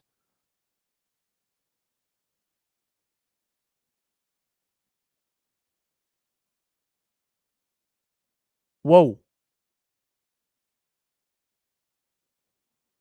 Whoa. That's a big person. Holy shit. When I went to a mountain ranch, I hired a sleigh rather than going on a horse. I'm responsible for my bad choices. The lady is selfish. I'm now 50 and still losing. Wait, it says colon 50. Do you mean like, I don't know what you mean by that, but congratulations on still losing weight. Keep going. Keep going. Please don't. I mean, you get that big. It's so dangerous. Please get healthy. Please get as healthy as you can. Mandy Karavichus says, from Good Logic in the chat, Nick, did you see the executive order signed today? Biden created a committee to shut us all down. I've only heard what the chat has said about it. I haven't looked. I'll look at it and take a peek probably tomorrow. Carlos Estrada, during Tug's stream, his daughter pranked him by showing her 3 sets of earrings on her ears. It was a funny little moment. Blue Wizard, I need a roast. Been unemployed, living in my mother's basement for 4 years. However, I'm so apathetic, I doubt a roast would even work. Good luck. Love your shows. Been watching since Rittenhouse. Blue Wizard. Oh, you're so apathetic that the roast won't work? That's cute. Are you crying while you type that? I don't even care. I don't even care. Don't be a bitch. You're in your mom's basement? Is that like being in her underwear? Get the fuck out. What are you doing there? Get to work. Get to work. Somebody will hire you. Somebody somewhere will hire you. So get your ass in gear. Get working. Exploit the shit out of that job until you get a better job, and then buy your mom a new house for stinking up her basement for 4 fucking years, you slob. What are you doing? Get to work. Oh my God. Good luck, brother. You can do it. Zayden says, quit squinting. You're letting us know you can barely see around your nose. And Austin Winter says, Bungie also won a $13.5 million lawsuit too. Very interesting. I'm not familiar at all with them. I mean, I know who they are, but I'm not familiar with the lawsuits. And Daft Lad says, hi, Nick, please would you show my book, Sperm Bank Robbers, a.k.a. Frozen Gold, free on Amazon this week. Probably the best book about frozen sperm samples stolen for ransom ever written. Very unbreaded. There you go, guys. You can go onto Amazon this week and get Sperm Bank Robbers, a.k.a. Frozen Gold, for free. Sounds like a riveting tale of theft of a gooey substance turned solid. So go get it. Just don't drink it. Charles Foster says, need assistance. Minnesota student trip trapped in Charlotte. Canceled flight. 41 students, 12 adults. Shit. Charles, what assistance do you need? I don't know how to assist you. That's crazy. So Minnesota student trip trapped in Charlotte in North Carolina. So you got 41 students and 12 adults. What, who like can't get home? How do we do that? Charles, send me an email, man. I don't know how to help you tonight, but I'll take a look.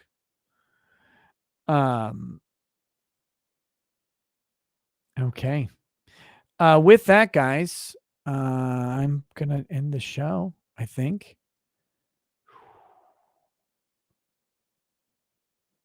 It's about time for me to go to bed. No, I'm not doing Twitch tonight again. Guys, I'm trying to get through some real life bullshit, and it's just really hard to get in the mood for Twitch as well as get the time to do it because I'm exhausted. So yeah. Sorry. It's just I just Yeah, not happening tonight. Random Eskimo says, I meant 350. I'm still losing. Okay. 350 down from 700. Holy shit. You cut off half of you. That's amazing. Alcoholic, drug addict, clean 5 years last April. I'm a teacher. I teach, not preach. I've walked through hell. And like Churchill said, I kept going. 35 years married in September. I'm a weird story. Well, dude, bless you. Bless your wife for sticking with you through what sounds like some trying times. And thick and thin, literally. I hope you keep losing, brother. And I hope you keep getting healthy.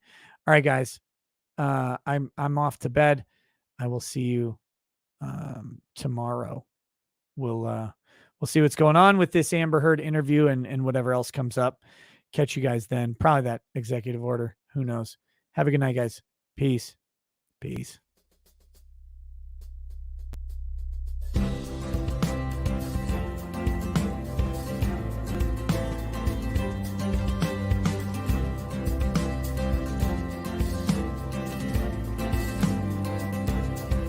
Oh, he drinks a fair bit, but you realize that it just helps get his noggin jogging along. With his glass by his side and his kids asleep tight, we'll hear some lost-plaining tonight. With his microphone muted, we'll laugh at this boomer until he explains it's all part of the plan. Watch his face become redder as he becomes meta, raging at idiots from Twitter and Erlang. From the white shores of Maine to the hills of Glenlivet, there's no one who explains the law better than Nick. So pour out a glass for the ones who have passed to make the law what we have now. Oh, his lady is fair, and she handles herself with the grace of one who has borne many children. As the wife of a lawman, she makes sure that he has the time and the place to provide for them there. So pour out an Ardbeg, a Balmore, a Lubroy, spirits flow as the ones who get unemployed. So pour out a glass for the tea post on Twitter, as we hear lost-plaining tonight. From the white shores of Nam to the hills of Glenlivet, there's no one who explains the law better than Nick. So pour out a glass for the ones who have passed to make the law what we have now. Oh, the guests are all plentiful, from Doug T to Drexel. They bring their perspective and spice to the mix. But the reason we're here and the one that we cheer is the one who is showcasing us his career.